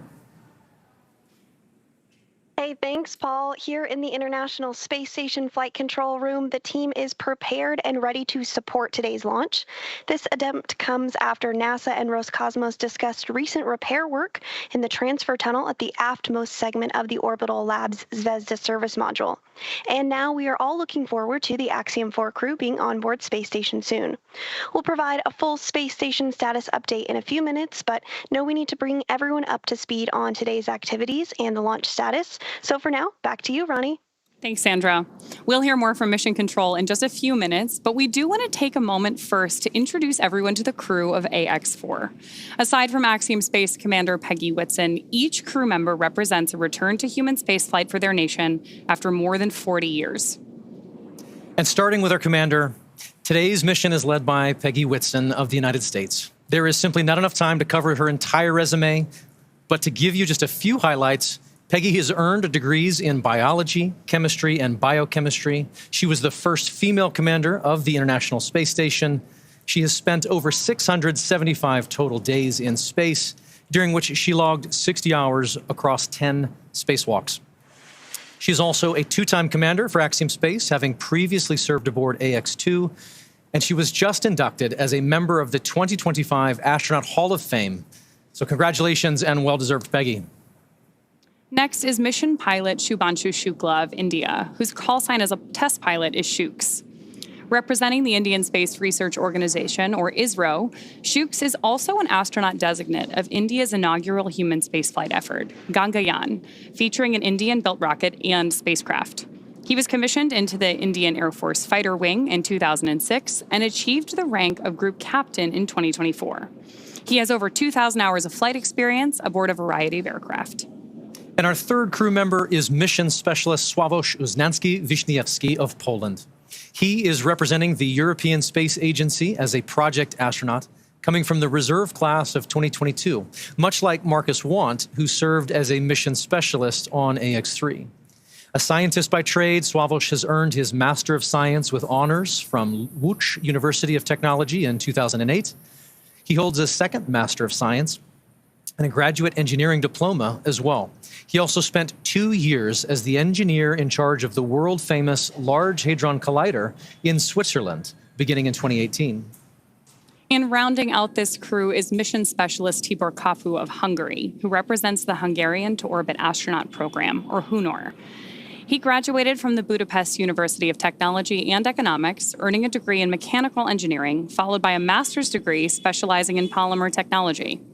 In 2023, Tibor emerged as one of 4 Hungarians selected from a pool of 247 candidates for the HUNOR astronaut program. And together, they are the crew of AX-4, Axiom Space's 4th private astronaut mission to the International Space Station. Today's flight represents the return to spaceflight for 3 nations, but it also highlights the growing opportunities for nations and entities around the world to conduct meaningful work in low Earth orbit. And right now, as you see there, Peggy, Shooks, Sławomir, and Tibor sit inside Dragon. There are colleagues and students and space enthusiasts the world over gathering to cheer them on here at the start of their mission. And so we'd love to share just a few live streams that we're getting from launch parties in India and Poland. And here we are. First is a wonderful shot of a school in India. These are the students and teachers at the Naberam Hansre English School in Jamshedpur, India, gathering together to watch Shubhanshu lift off. How exciting. Now we have great views from Poland. Crowds are beginning to gather here, including children from Polish schools, to witness Sławosz's launch on the planetarium's dome. The event was organized by the Ministry of Economic Development and Technology, the Polish Space Agency, and the European Space Agency. I love seeing these views from around the world. It's truly incredible. The Yes, joy, the super excitement exciting. Dragon SpaceX, around the world. you have a go for Section 5, and when ready, report go for launch. For awareness, we are still troubleshooting the wind upload file. I will have a few more words for you after you confirm your go for launch. Wilco, in work, Section 5.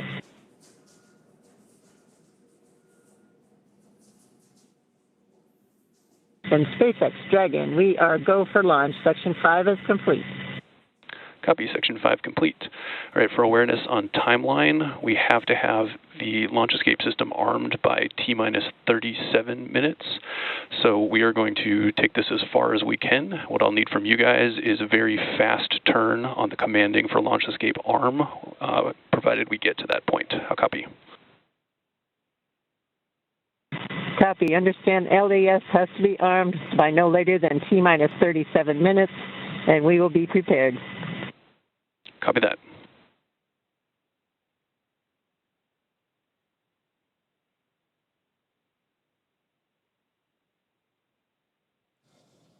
John Itzberger back here at the webcast desk. We're inside T-minus 45 minutes. Right now, we just heard from the Dragon team. They can take it down to about T-minus 37 This is minutes. the launch director on the countdown net. The poll is complete, and the team is ready for crew access arm retract and propellant load and launch, pending resolution of the winds upload issue.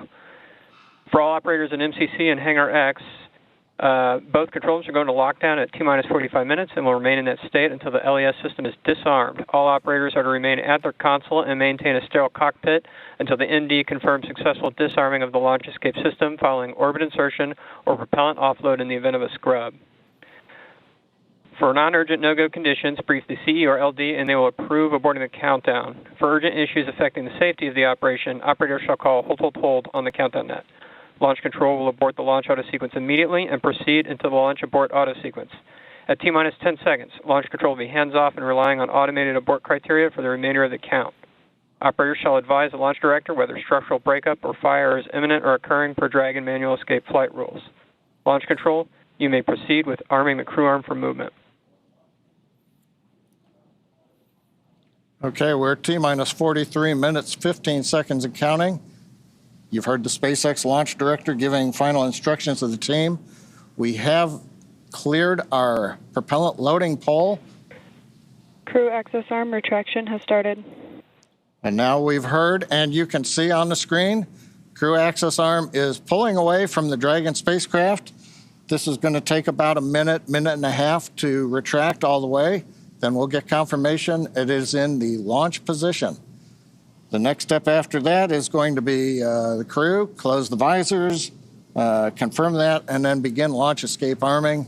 As we mentioned, we want to get launch escape arming finished by about T-minus 37 minutes, which means we've got about 5 minutes to finish troubleshooting the wind upload to the Dragon vehicle.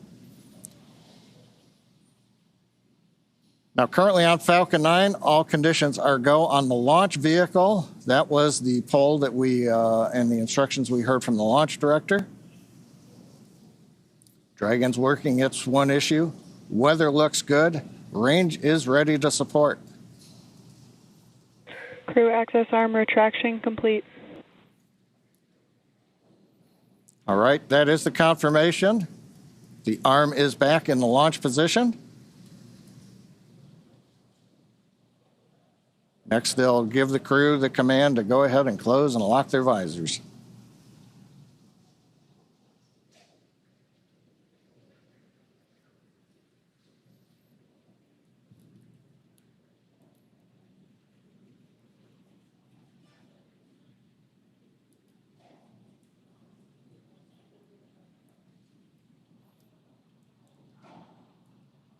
Now, I think right now we're probably waiting just a little bit longer.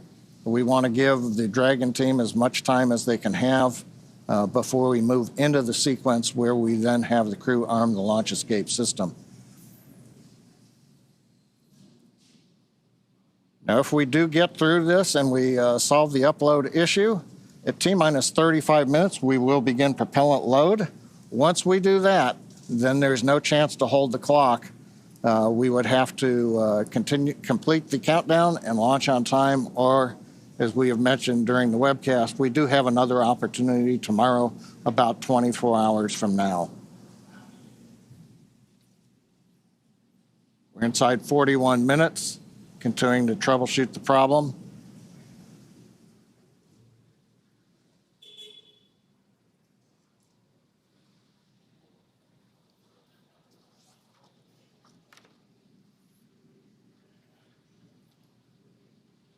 View of the crew inside the capsule on the right-hand side. See the status bar on the bottom and the clock counting down.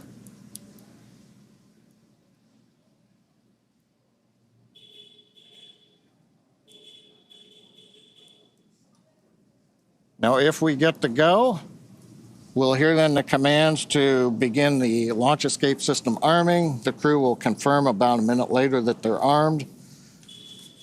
And that'd complete the major events before a propellant load would begin at T-minus 35 minutes.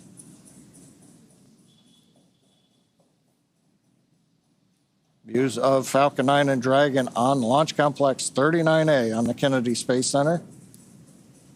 Everybody is clear of the launch pad, clear of the launch complex. The danger and hazard areas have been confirmed clear. And we're ready. We're just waiting to find out whether or not we're going to be able to continue forward in the countdown.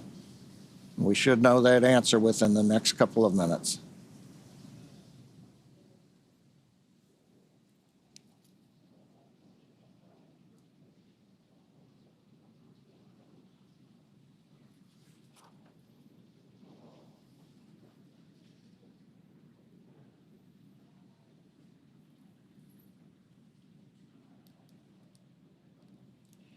Now, if need be, if we do have to hold the countdown, that would be a scrub for the night. Right now, as we talked about earlier, the space station orbit is passing over Kennedy Space Center, getting everything aligned. SpaceX wind upload is complete. You are go for Section 6, close visors and arm launch escape system. Visors are closed and arming launch escape system now. All right. That's good news. We've got the winds uploaded. Closing the visors, you can see on the screen. We're also going to begin escape system arming. It's going to take about 50 seconds once they get into it. We will then get confirmation that the launch escape system is armed. And from there, we will move into propellant loading coming up in 3 minutes at T-minus 35. So we passed a major milestone, everything looking good. And it's kind of quiet here right now. Everybody's kind of tense. We're waiting to see how it would go, Paul. But with that, it looks like we're doing good in the timeline. We have taken a sigh of relief. No extra breath here. Smiles are returning. But with that.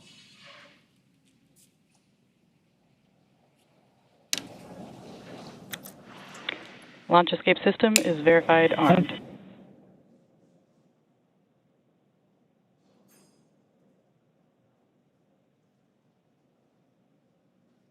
Very good. With all of those call-outs and the progress now being made again towards launch, let us tell you more about their destination, the International Space Station. And with that, we'll send you to NASA's Johnson Space Center and Sandra Jones for Falcon all things 9 tracking about the mission. For the start of propellant load. Thanks, Paul. I'm here in the International Space Station Flight Control Room at NASA's Johnson Space Center in Houston, Texas, where teams are working around the clock to monitor the Expedition 73 crew and systems aboard the orbiting laboratory. Today, this team is ensuring that the station is ready to receive Dragon and the Axiom 4 crew. Private astronaut missions are an important component of NASA's strategy for enabling a strong and competitive economy in low Earth orbit. Unique to Axiom 4, NASA is collaborating with the Indian Space Research Organization, or ISRO, on 5 joint science investigations and 2 on-orbit STEM demonstrations, which help showcase the strength of international collaboration and the shared commitment to expanding access to space. As the International Space Station nears the end of its operational life, NASA plans to transition to a new model featuring commercial space stations to maintain its leadership in microgravity research and ensure a sustainable access to low Earth orbit for the benefit of humanity. So let's take a moment now to learn more about the International Space Station and NASA's commercial future in low Earth orbit. For more than 25 years, NASA has used the International Space Station to advance the nation's scientific and exploration goals, completing research not possible on Earth. With international partners, the orbiting laboratory has supported more than 4,000 science investigations and served as a test bed for technology demonstrations and human research to better explore the Moon, Mars, and beyond. Through NASA's investment, the United States is operating multiple commercial cargo and crew transportation spacecraft and now is developing fully commercial space stations for low Earth orbit. With transportation and destinations, NASA's efforts are opening opportunities for private industry to use space for new markets that could benefit from microgravity. The International Space Station is the blueprint for international partnerships and commercial opportunities in space. As NASA looks to buy services from private industry, the agency looks to the future, exploring the secrets of the universe for the benefit of all.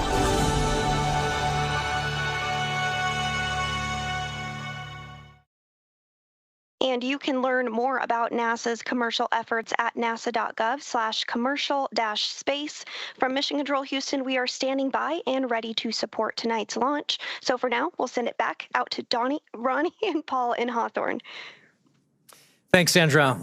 And so things are looking good. On the launch pad, the teams are continuing to progress towards launch at 2:31 a.m. Eastern. We'd love to take a minute and just take a look back at what's happened already this evening to get us to this point in the countdown. So for context, we want to say this crew has been living in an isolated quarantine bubble for the last 4 weeks, having reported to quarantine on May 25th. In that time, they have shifted their sleep regimen to adjust their circadian rhythm to match those on board the International Space Station. And over the last few days, they have finessed that further to be ready for today. In fact, their wake-up call was set to 6:30 p.m. earlier yesterday, I should say, depending on where you are. But then about 4.5 hours prior to the scheduled launch time, the Axiom Space ground operations team drove the X-4 crew to Kennedy Space Center, where they shared a brief moment with loved ones before officially being handed over to SpaceX for today's launch.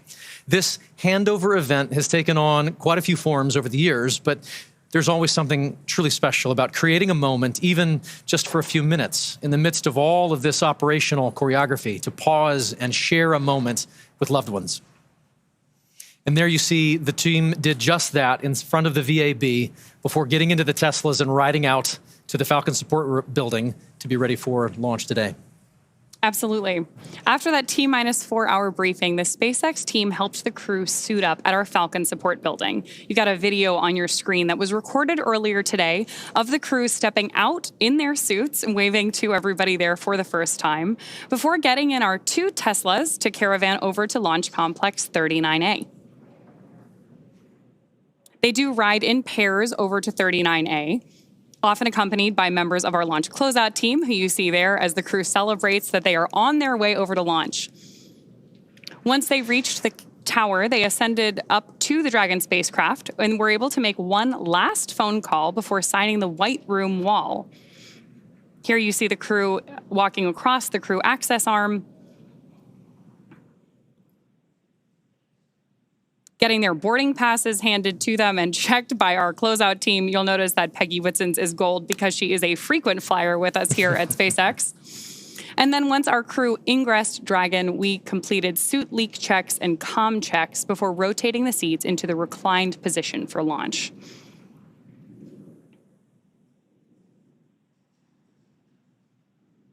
Love these videos of them up in the White Room there. You can see those signatures on the wall behind them, hugging the closeout team before ingressing the capsule. Then from there, that is the same team that closes the hatch and seals everything in the preparation for launch. Right now, we are still waiting on those final weather checks coming up, but prop load has begun. So all of that brought us through the confirmations we've been listening to, the check-ins, confirming that the crew arm is stowed, and of course, as we were listening so intently for earlier today, that our launch escape system is armed. With that, we are just over 31 minutes away from today's liftoff. Incredible. That White Room is got a lot of history in it already. And lots more to come, which is really exciting. Yes, we are just adding another chapter to this storied location. That 39A has got so much history already. So, of course, everything about today is really timelined down to the minute. As we were talking about earlier today, the crew wake up all the way through launch. We have this kind of precise choreography that is key to our launch site execution. Each of the calls we're hearing, the visual cues that we're seeing, and that we're acknowledging to you who are joining us from around the world, serve as critical synchronization. Start of stage 1, cryohelium loading. There's confirmation there that we're loading the cryohelium on board stage 1 of Falcon 9. And each of these milestones are critical synchronization points for both the ground and crew teams. As they say, slow is smooth and smooth is fast. It's hard to believe that it's been 5 years since Dragon radically changed how humanity gets to space. After the Space Shuttle program ended in 2011, NASA astronauts primarily used the Russian Soyuz spacecraft for travel to the International Space Station. Until 2020, Dragon was the Russian Soyuz spacecraft was the only human-capable launch vehicle available. Meanwhile, SpaceX's Dragon was being developed, and then in 2010, it became the first commercial spacecraft to be recovered from orbit. In fact, just for fun, because it's cool to know, the Dragon that flew on that first commercial mission is actually the one hanging behind us here in front of Mission Control in Hawthorne. Since then, Dragon has supported 17 human spaceflight missions and flown 66 crew members representing 17 countries. Overall, Dragon has flown 52 missions, carrying over 1,000 experiments and over 300,000 pounds of cargo to space. And each of those missions represents a host of firsts that have helped shape this generation of spaceflight. To fully appreciate the progress being made together with SpaceX and NASA, it's worth noting that Axiom Space's 3 missions to date have helped provide greater access for nations and researchers, setting new precedents for private astronaut efforts aboard the International Space Station. And AX-4 adds to that growing flight heritage. After a successful liftoff and orbital insertion, the AX-4 crew are set to rendezvous and dock with the International Space Station tomorrow. They'll spend approximately 14 days aboard the orbiting laboratory, bringing the occupancy count up to 11. And over the last 10 months, this crew has been working with instructors to learn every system they will be working with on station. They have studied and practiced every experiment, reviewed and rehearsed every event, all to maximize that time in space. Collectively, this crew is undertaking the largest quantity of research efforts of any Axiom space mission to date, with over 60 research activities on their timeline, representing 31 different countries. Missions like these continue to expand what is possible and set the stage for even greater opportunities to come. Then, at the conclusion of their time on station, the crew will participate in a closing farewell ceremony and begin their preparations for the journey back to Earth. As we've mentioned a couple of times, that'll be about 14 days from today.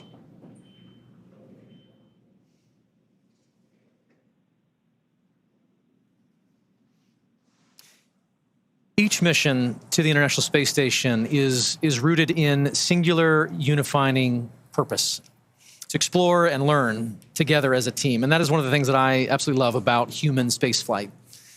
The International Space Station is a symbol of what can be realized from international cooperation and collaboration. And so while this particular mission may represent the goals of 4 specific nations, today they are launching as one crew, one team. And in that spirit, this crew created a mark to represent their shared effort together. The AX-4 mission patch is something that Peggy, Shooks, Swavush, and Tibor will wear proudly for the rest of their lives. But so will thousands of people who've worked tirelessly to contribute to this mission. The mission patch for Axiom 4 was created, as you mentioned, by the crew, not just to mark their space flight, but to symbolize the idea that space is for everyone. Anchored by the centrality of the Earth and flanked by a diverse set of national flags, there are several intended meanings woven into this design. For instance, the 7 stars represent the 7 continents and point to global inclusivity. The 4 white lines ascending from the Earth to the International Space Station symbolize the physical journey of this mission, and together appear to make panes of a spacecraft window, much like the view the astronauts will have from Earth orbit. And the overall gem shape of the patch is a reminder of the precious responsibility we all have to our planet, to cherish and to protect our homeworld. And in addition to the mission patch, another favorite tradition of human spaceflight is the zero-G indicator. To celebrate their unique bond, the AX-4 crew chose a baby swan as the zero-G indicator, which they've named Joy. And today, we have the opportunity to have our very own Joy joining us to help us keep an eye on the gravity levels here in Hawthorne. And so far, pretty stable.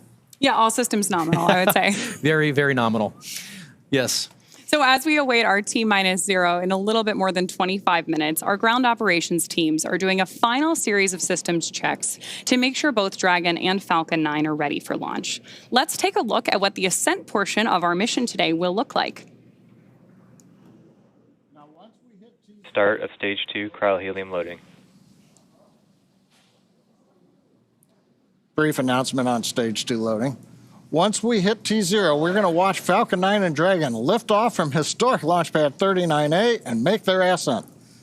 At about 43 seconds into flight, Falcon 9's engines will throttle down to help pass through the period of maximum dynamic pressure on the rocket, or what we typically refer to as max Q. Now, it's worth noting that shortly after we hit max Q, the vehicle will go supersonic, faster than the speed of sound. Once we're through that period of maximum dynamic pressure, we throttle up our Merlin engines again. From there, at about 2.5 minutes into flight, we have a series of 3 events that happen in rapid succession. The first is main engine cutoff, also called MECO. This is where all 9 Merlin engines shut off in preparation for stage separation. Stage sep is when the first stage detaches from the second stage, with the first stage making its way back to Earth for landing as the second stage continues on its journey with the third event. Now, SES-1, or second stage engine start number 1, that's where the Merlin vacuum engine lights up and propels the second stage along with our AX-4 crew and Dragon into orbit. Now, as Stage 2 heads into the targeted drop-off orbit, Stage 1 will execute 3 burns in order to make its way back to Earth. The first is the boost back burn, where 3 of the Merlin 1D engines reignite and then shut down. That heads the first stage back to Cape Canaveral. The second burn, or the entry burn, helps to slow the first stage down in preparation for entry back into the Earth's atmosphere.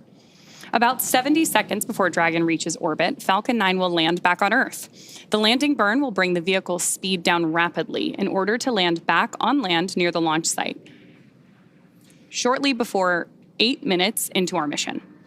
And then a little less than a minute after that, at T plus 8 minutes, 48 seconds, the second stage will cut off its 1 Merlin engine that was ignited right after stage separation.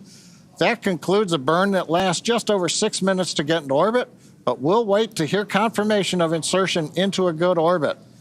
Then Dragon and the second stage begin preparations to separate Dragon. About 51 seconds after we get into orbit, we should have a great view of Dragon with the 4-person crew drifting away in Dragon, moving away from the second stage. Once Dragon's a short distance away, it'll begin checkout of the Draco maneuvering thrusters. That'll make sure Dragon continues to increase separation distance from the second stage. The nose cone deploy sequence will initiate just before T plus 12 minutes and finish around T plus 15 minutes, exposing Dragon's docking mechanism in advance of arrival at the International Space Station. Speaking of which, we should hand it back now to Sandra Jones at NASA's Mission Control Center in Houston, Texas, for a quick update. Sandra? Thanks, Ronnie. The space station team here in Houston is focused on the critical systems of the International Space Station, all continuing to function as expected ahead of launch. Everything is looking good, and the station will be ready to receive Dragon and the Axiom 4 crew on Thursday.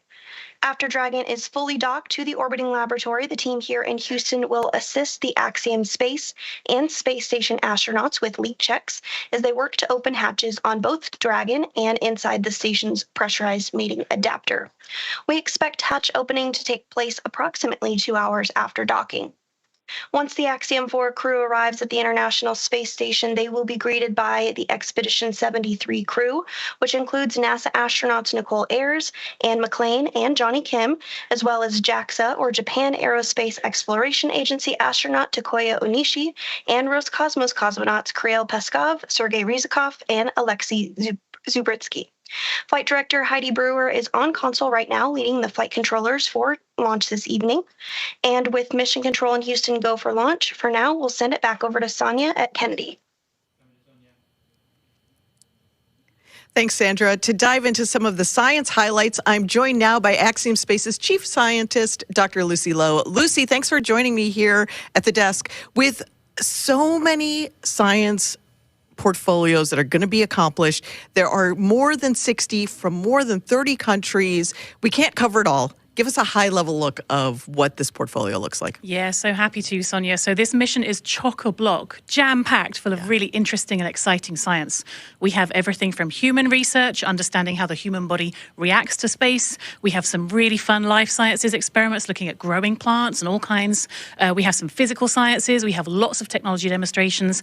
And my favorite, lots of science, technology, engineering, art, and mathematics outreach events. All the STEAM things. Exactly. So we've had great success with AX1, 2, 3.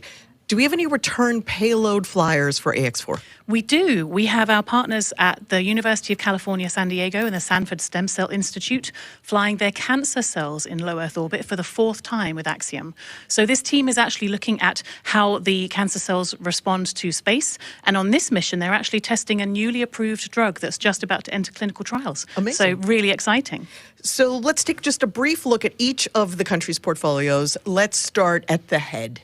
At the top. Okay, off we go. So we're going to bring on our willing participant who is going to model, our lovely assistant who is going to model one of the experiments from this portfolio. So Israel here is wearing a functional near-infrared spectroscopy cap, which has optodes in the top, which can actually look at how blood is moving around, which is a correlate for neural activity. So it's a way to actually monitor brain activity in space. And what the team is doing is looking at these signals and how they're going to collect the data.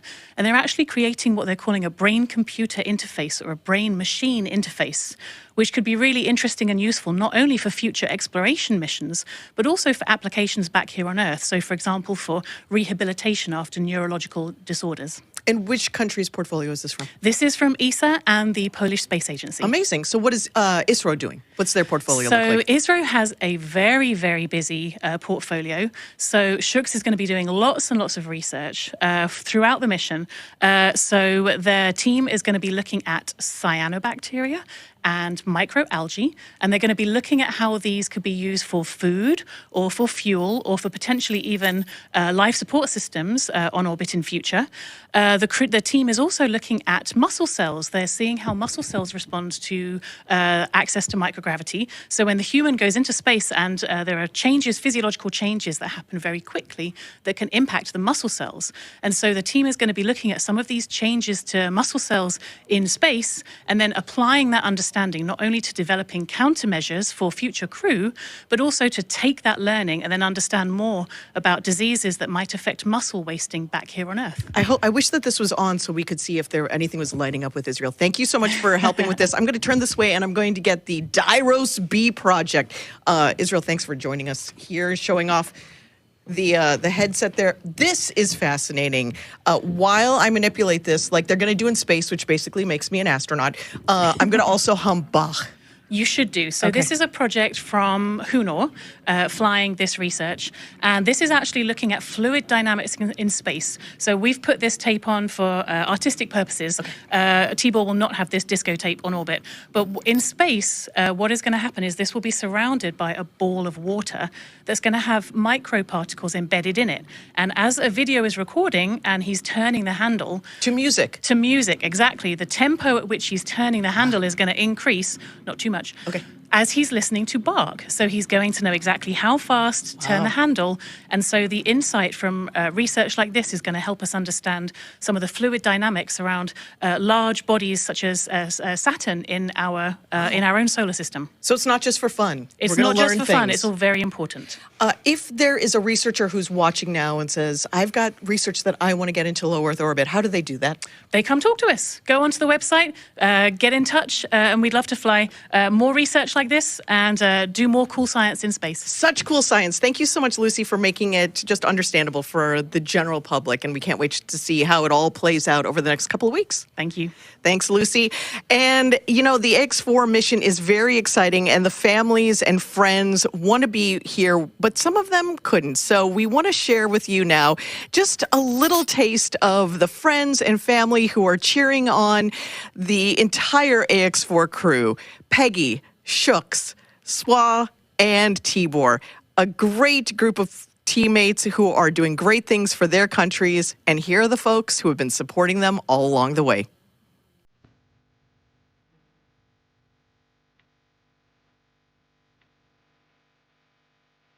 On behalf of the Axiom Mission Operations Team, we're wishing you a safe, productive, and fun mission. Go AX4. You are our hero! Tara api prapiante! Cześć Sławosz, kochany synu, jesteśmy z ciebie bardzo dumni. Kisfiam, büszkék vagyunk rád. Várunk vissza. Nagyon szeretünk. Hi, Shooks. We're super excited about your visit to space. Come back triumphant. We'll all be cheering for you the whole while that you're there.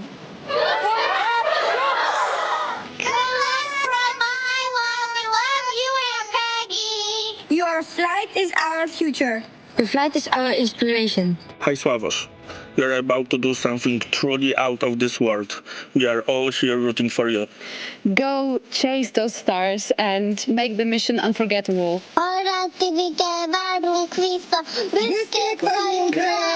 Hey Shooks! Wishing you all the strength, courage, and wonder as you embark on this extraordinary mission beyond our world. Szia, Tibike! Sok sikert kívánunk a küldetésedhez, várunk haza! Nyugi, nem lesz semmi zűr, irány az űr! Hi, Swarosh. We are so proud of you. Seeing you make your dreams come true is just amazing. Enjoy the adventure. Earth is waiting for you. Going is go! Going is go! Hi Shooks, wishing you a safe and inspiring journey beyond the stars. You make us proud. The sky is no longer the limit. We are incredibly proud of you. Go to space. Have fun. Make history. Come back safely. We are waiting for you. Hey Shooks, you're gonna be doing just great in space. Rock on, man. Rock on.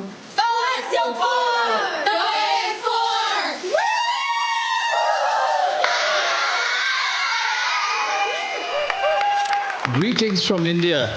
Wishing you all the very best. To the crew, Godspeed, and spend as much time as possible to look out of the window. Have a fun time, guys.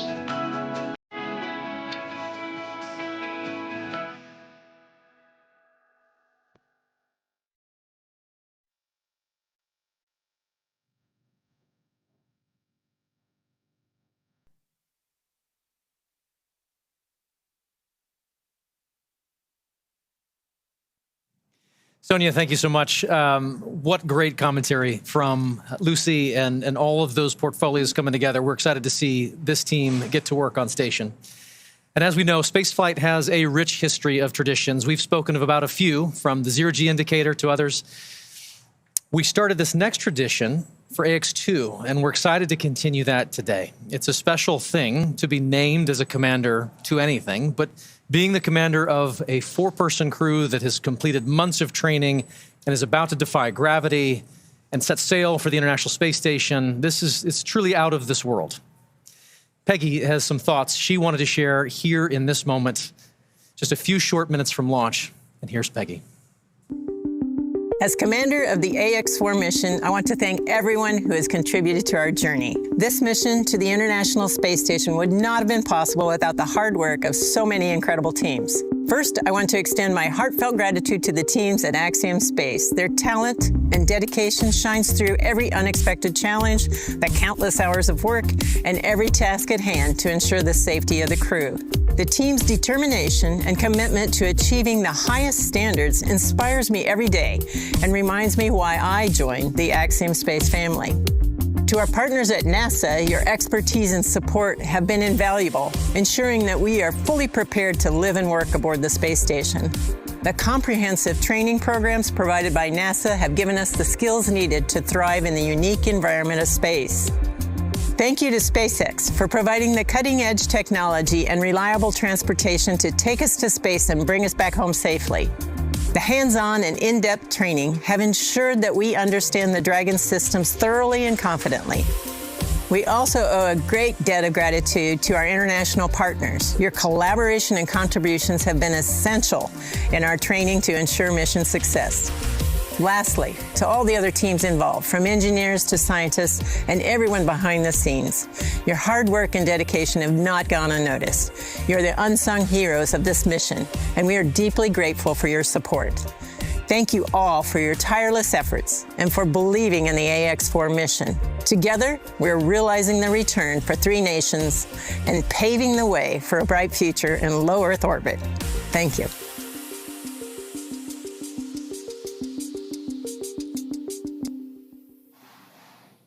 Awesome words from our commander there. And of course, with that, we are just under T-minus 11 minutes until our liftoff at 2:31 a.m. Eastern today from Launch Complex 39A at Kennedy Space Center. Just in case you are just joining us, right now on your screen, you have a live view of Falcon 9 with our AX-4 crew safely tucked in the Dragon space capsule atop the vehicle. At this point, we are coming up on terminal count. Our crew access arm has been moved out of the way and our launch escape system is armed. And we are standing by for that final process by which we step into our terminal count, get ready, Dragon and Falcon for liftoff. Dragon SpaceX, confirm crew displays are configured for launch. The displays are configured for launch, and the Axiom 4 crew would like to thank the incredible teams that have made this moment possible. To the Axiom Space team, you've poured your hearts into this mission. Your passion and dedication have lifted us higher. We wear this patch with pride because of you. To NASA, thank you for the decades of knowledge, the training, and the trust. You've shaped generations of explorers, and we're honored to carry that legacy forward. To SpaceX, thank you for giving us the wings to fly and the confidence for a safe return home. And to our international partners, thank you for standing with us across borders, united by shared purpose. And to every person behind the scenes, engineers, trainers, families, and friends, you are the quiet force behind this mission. We carry the hopes of many with us. As we realize the return, we will bring those hopes home to you. Thank you. Peggy, Shooks, Suave, Tibor, from all of us that are staying here on the ground, we look forward to your mission. All the hard work from our teams culminates here, so good luck, enjoy the ride, and science the heck out of all your experiments.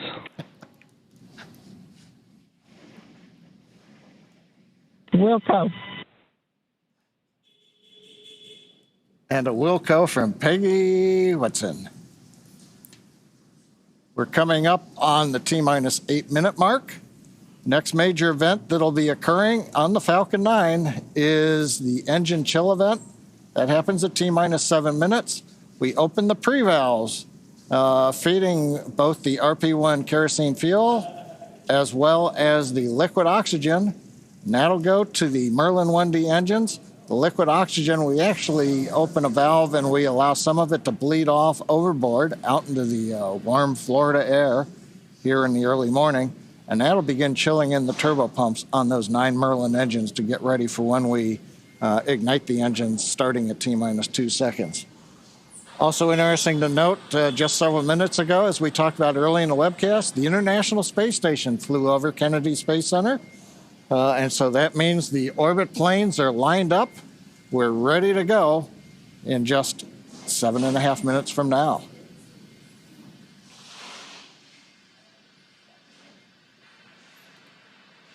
Now, while we're getting ready to open the pre-valves, which is one of those what we might call significant events in the life of the Falcon 9 as we count down, we'll also be chilling in the upper stage engine. We'll hear that call out also in flight when we do some additional chill in at about 1 minute and 52 seconds. Engine chill has started. There's that engine chill announcement from Mission Control right on schedule.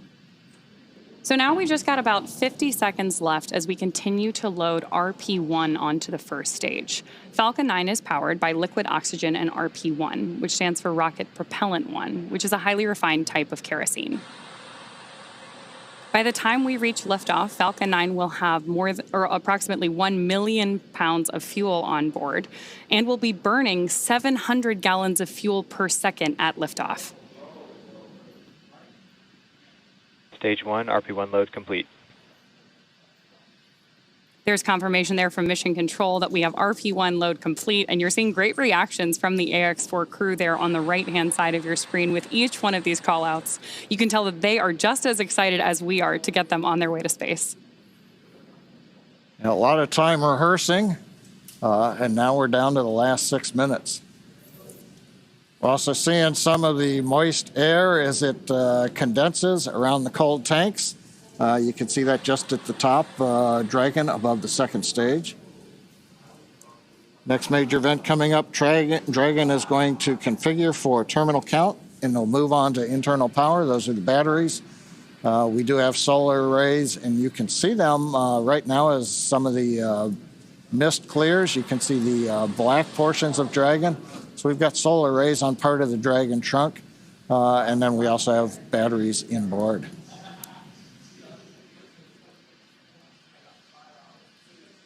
Now we have completed loading fuel on both the first and second stage. We're still loading liquid oxygen onto both stages. That'll wrap up at the T-3 minute mark and the T-2 minute mark. But right now we're waiting to hear the final updates to the crew. Falcon 9 propellant tanks are pressurizing for strong back retract. That's good news for Mission Control. Dragon is in configure for terminal count. There we heard that we are pressurizing Falcon 9 for strong back retraction. The strong back is the tall structure standing right to the left of the rocket right now. And we pressurize Falcon 9 so that we can begin to retract that support structure away from the vehicle ahead of liftoff. Great view there of Dragon sitting strong back retract has started on top of Falcon 9. And we'll look for those clamp arms around the base of Dragon just beneath those solar panels John was just talking about to begin opening up so the strong back can pull away. The strong back is used both to move Falcon 9 out to the launch pad ahead of liftoff and to provide all of the fuel and comm umbilicals that we're using in the lead up to launch. There are those clamp arms opening up. And then we'll see the strong back pull just about 2 degrees away from Falcon 9 in the final lead up to launch. Then at liftoff, it'll move to a full 45 degrees away from the rocket. Great live shots there of the capsule on board the rocket here. Yeah, Ronnie, it takes about 20 seconds for the hydraulics to open up those clamp arms that held on to the second stage. Then about 30 seconds, it's hard to see, but that strong back will move just a couple degrees away. And with that, we are just about 30 seconds away from the expected call out that LOX load has been completed on board our first stage.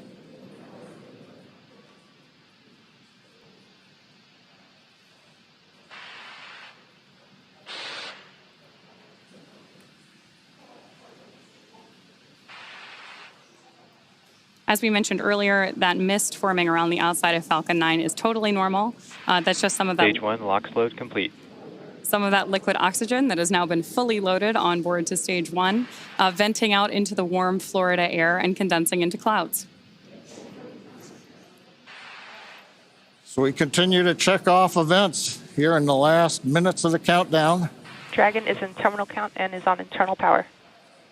And the confirmation a minute ago, we started the move into transition. And there on the left side of the screen and the right, you can see some of the watch parties, Paul.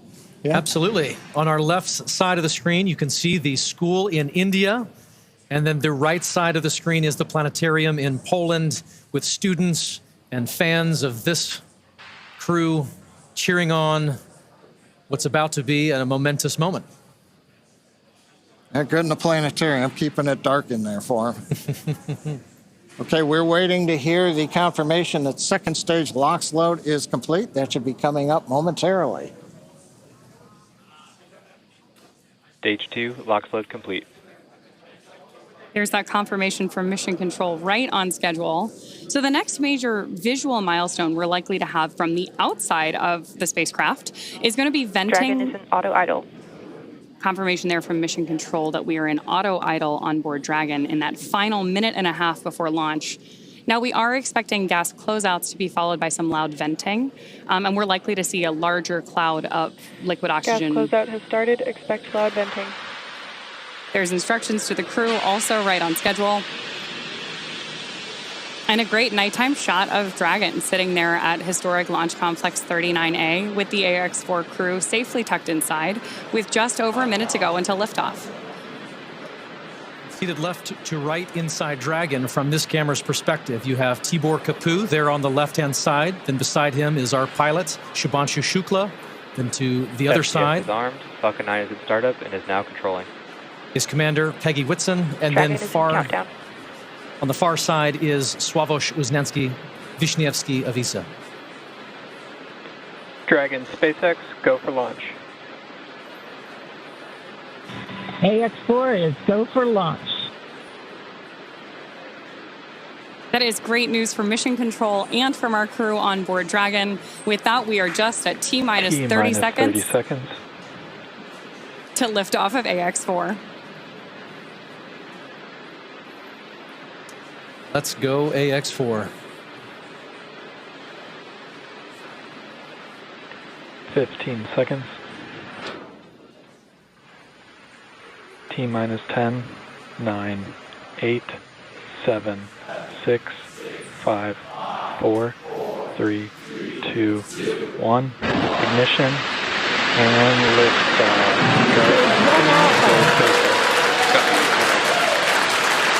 For three nations, a new chapter in space takes flight. Godspeed, AX-4.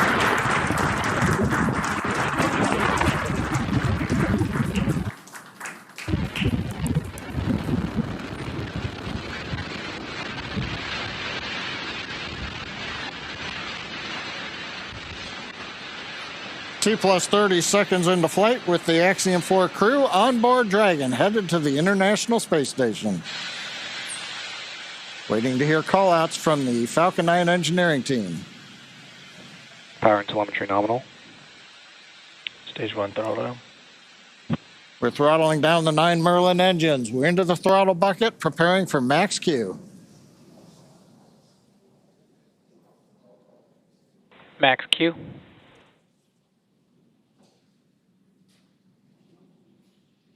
Vehicle is supersonic.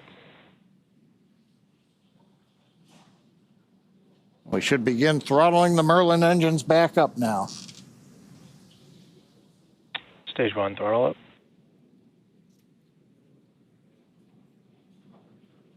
Mission Control confirming. Stage 1 Bravo. That throttle up, and we Copy are 1 Bravo. Hearing our Commander Peggy Whitson call out the first abort mode. Each of these are a specific phase where if for any reason we had an in-flight abort, underway. Dragon would abort to a safe location. So we're going to call out each of those milestones as we pass through them. We also just heard the call out for MVAC chill. We're going to trickle just a little bit of liquid oxygen now into the turbo pumps on board our Merlin vacuum engine on stage 2 in preparation for second engine start 1, which will of course be shortly after stage separation. Now, at this point, we are just about 30 seconds away from 4 events that are going to happen in rapid succession. The first one will be main engine cutoff, or MECO, then again followed by stage separation, ignition of that second stage engine, which we are already Stage preparing 1, for, as well as the first stage's boost back burn. With that confirmation from Mission Control that we are throttling the first stage engines down, we are expecting MECO at T plus 2 minutes and 26 seconds. MECO. Stage separation confirmed.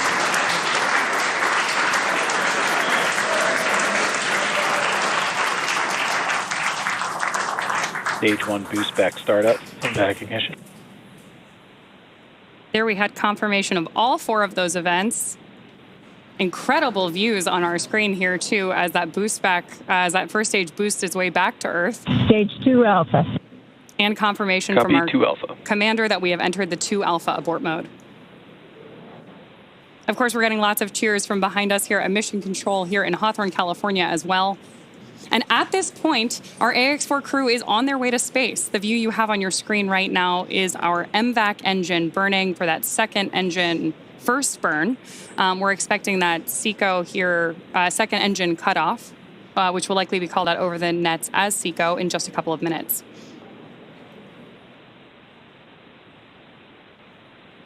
Stage 1 boost back shutdown. Confirmation that the boost back burn on our first stage booster is now complete, and the booster is heading back toward the Florida coast to attempt a landing at LZ-1. At this point, stage 1 is actually still coasting to apogee. We're about to deploy those grid fins so that we can steer the vehicle as it enters the Earth's atmosphere. Dragon, SpaceX, nominal trajectory. And that call out from Mission Control means Dragon that copies, nominal trajectory. everything is right on track. T+4 minutes, everything continuing to go well, and we've got our first view of the crew. They're inside Dragon, second stage continuing to fire. Right now, second stage, just a little bit more than 1 G. There's so much propellant that even with a 220,000-pound thrust engine, it takes a while before the G loads start to build up during the second stage flight. Meanwhile, first stage continuing to coast up to apogee, and that actually now, as you can see on the bottom left of your monitors, we have begun coming back down. It takes a couple minutes to go up, a couple minutes to come back down. That first stage heading back to landing zone 1 at Cape Canaveral. Dragon, SpaceX, nominal trajectory. Words we love to hear. Dragon copies, nominal trajectory. Peggy Whitson echoing back the call up from the ground. Now our next major event coming up will be in about 1 minute and 10 seconds. That's going to be the entry burn. That's where we're going to light a single center engine on the first stage. That's going to slow us down in preparation for entering the Earth's atmosphere again. We'll then have a landing burn about 1 minute later at T+7 minutes and 19 seconds. Now for that one, we actually light 3 engines again. Then quickly once we've kind of jammed the brakes on, then we'll turn off 2 of the engines. We'll be down to just a single engine. Getting good views of the MVAC-D engine. There are a couple of cameras on the back of the second stage that give these views. And of course, the view inside the Dragon spacecraft showing the crew. Dragon, SpaceX, nominal trajectory. Continuing the call-outs right on time. Dragon copies, nominal trajectory. Now, right now, as Ronnie pointed out, the grid fins have been deployed, but they're not being used. Right before the entry burn, we'll possibly see a little bit of motion if we can pick up the first stage camera. That's just to check out. It's not until we actually get through the entry burn. Stage 1 entry burn startup. That we get back in the atmosphere. And now here is entry burn call out. This is going to be about a 12-second burn. That's going to slow the vehicle down. You can watch that. Stage 1 entry burn shutdown. There you just saw on the left-hand side of your screen that first stage entry burn shutdown. Right now on your screen, we've got great views of our second stage engine, the Merlin vacuum engine, continuing to take our AX4 crew to orbit. The next milestone for our first stage is going to be the landing burn, where we'll relight just the center engine, as John mentioned. Dragon, SpaceX, nominal trajectory. Again, things we love to hear. Stage 1 FTS. Dragon copies, nominal trajectory. Continuing to get good communication from our crew on board Dragon. Stage 1 transonic. Confirmation that stage 1 is now transonic on its way back to LZ-1, which is just about 9 miles away from our liftoff location today. LZ-1, of course, is the site of the first successful landing attempt, and hopefully it will be the second time that this particular booster sticks its landing.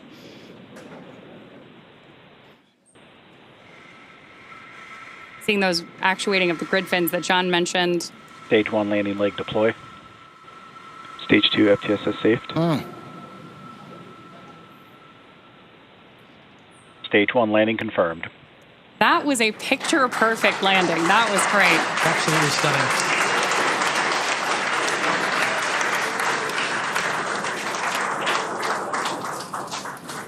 So coming up next for our crew, now that we've confirmed that booster touchdown, is going to be second engine cutoff, also called out as SECO.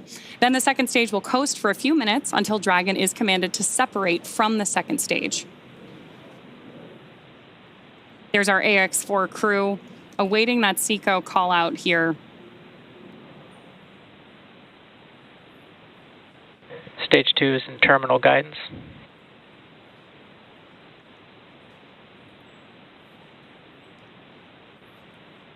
Good continued burn from our second stage engine there. Now at this point, our crew is experiencing about 3 Gs in the lead up to SECO 1, which of course will be their first taste of microgravity. SpaceX Dragon, Shannon.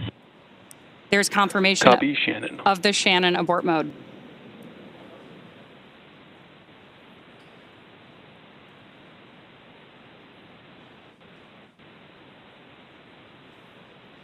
MVAC shutdown.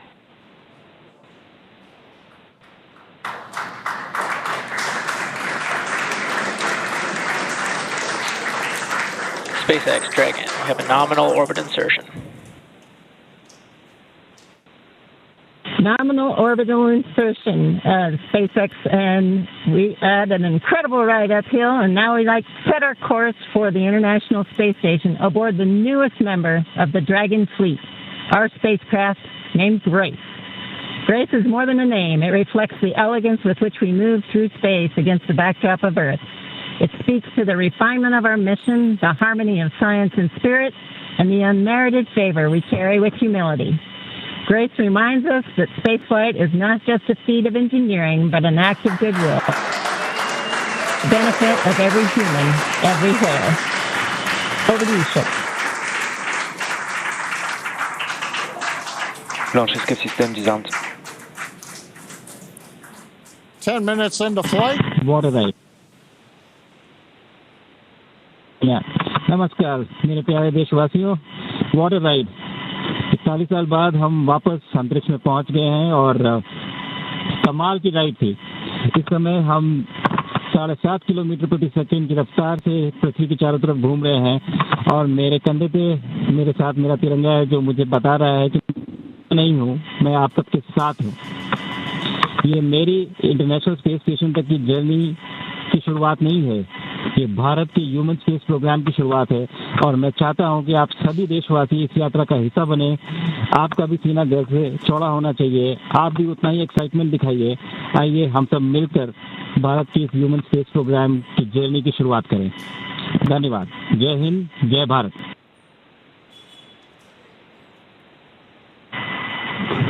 Thank you, Chuck. Drogie Polki i Polacy, dziś robimy ogromny krok w stronę przyszłości technologicznej Polski. Polski opartej na nauce, wiedzy i wizji. Niech ta misja będzie początkiem epoki, w której nasza odwaga i nieustępliwość kształtują nowoczesną Polskę. Dla nas i dla przyszłych pokoleń. Kosmos zawsze jednoczył ludzi. Zabieram dziś z Ziemi cząstkę każdego z was. Waszej siły, waszej nadziei, waszego zaufania. W kosmosie nie jestem sam. Reprezentuję nas wszystkich. Z całego serca dziękuję wam za zaufanie. Kosmos dla wszystkich. Space for everyone. And with that, over to you, Thibault. Thank you, Sław. 15 millió magyar emelt ma idáig. Támogatásotok olyan, mint a szürke hamu alatt nyugvó parázs. Belül csendben ízik, de ha fát dobnak rá, egyként lángol. Hálás és büszke vagyok, hogy a hazánkat képviseltem. Családomnak és barátaimnak köszönöm, hogy ti vagytok a legerősebb támaszaim. A ti hangotok hangosabb, mint a rakétánk, erőtök nagyobb, mint a gravitáció. A világűr mindenkié, a Föld pedig egyetlen. Mi a bolygónk 4 különböző pontjáról indultunk, de társakként, barátokként érkeztünk ide. A mi születésünk a tiétek is. Köszönöm mindenkinek szerte a világon, akik hozzájárultak ez a gyönyörű naphoz. Egynek minden nehéz, soknak semmi sem lehetetlen. Go AX4!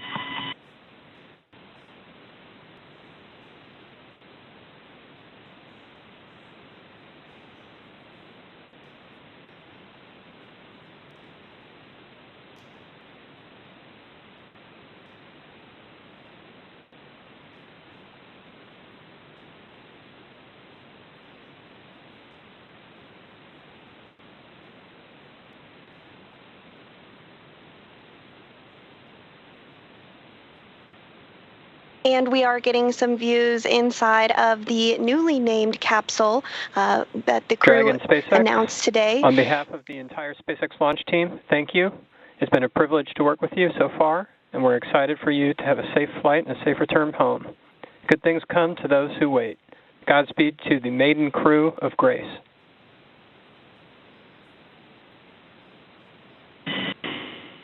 And we thank you all as well. And so with today's successful launch of Axiom 4, the teams at NASA's Johnson Space Center will continue to monitor Dragon's flight to the International Space Station over the next 28.5 hours. NASA's role in this journey really kicks in at a period called Integrated Operations, which begins during the spacecraft's approach to the space station and continues during the crew's stay aboard the orbiting laboratory, where they will conduct science, education, and commercial activities, and will conclude once the spacecraft exits the vicinity of the International Space Station. During integrated operations, the NASA, SpaceX, and Axiom space teams are all working in lockstep. The teams here are preparing for a docking of Axiom 4 to the space station at 7 a.m. Eastern on Thursday morning, and will continue to monitor the approach until then. But for now, that will be it for us here in Mission Control Houston, but we'll be back with you at 5 a.m. Eastern for docking, hatch opening, and welcome coverage. So with that, back over to you, Hawthorne. Thanks so much, Sandra. Over the next 28.5 hours, the Dragon spacecraft Grace will execute a series of burns to gradually raise and line up the AX-4 crew for docking with the International Space Station in what we refer to as the activation and rendezvous phase of flight. In just a few minutes, the crew will change out of their spacesuits to get a little bit more comfortable for flight and will enjoy their first meal aboard the spacecraft. Over the course of their flight, they will also have a rest period that will last for about 8 hours. Before they arrive at the space station, we will have 3 potential opportunities to chat briefly with the crew on orbit. While we're hopeful that one of these will work out, none of them are guaranteed, as they're dependent both on crew schedule and ground station coverage. But if we are able to support, we'll make an announcement on our social media channels no later than 15 minutes before the event start time. In the meantime, be sure to keep tabs on this mission at axiomspace.com, and you can track Dragon's flight on spacex.com/launches. And even if we aren't able to talk live with the crew, we will continue to provide updates on the mission across our social media channels.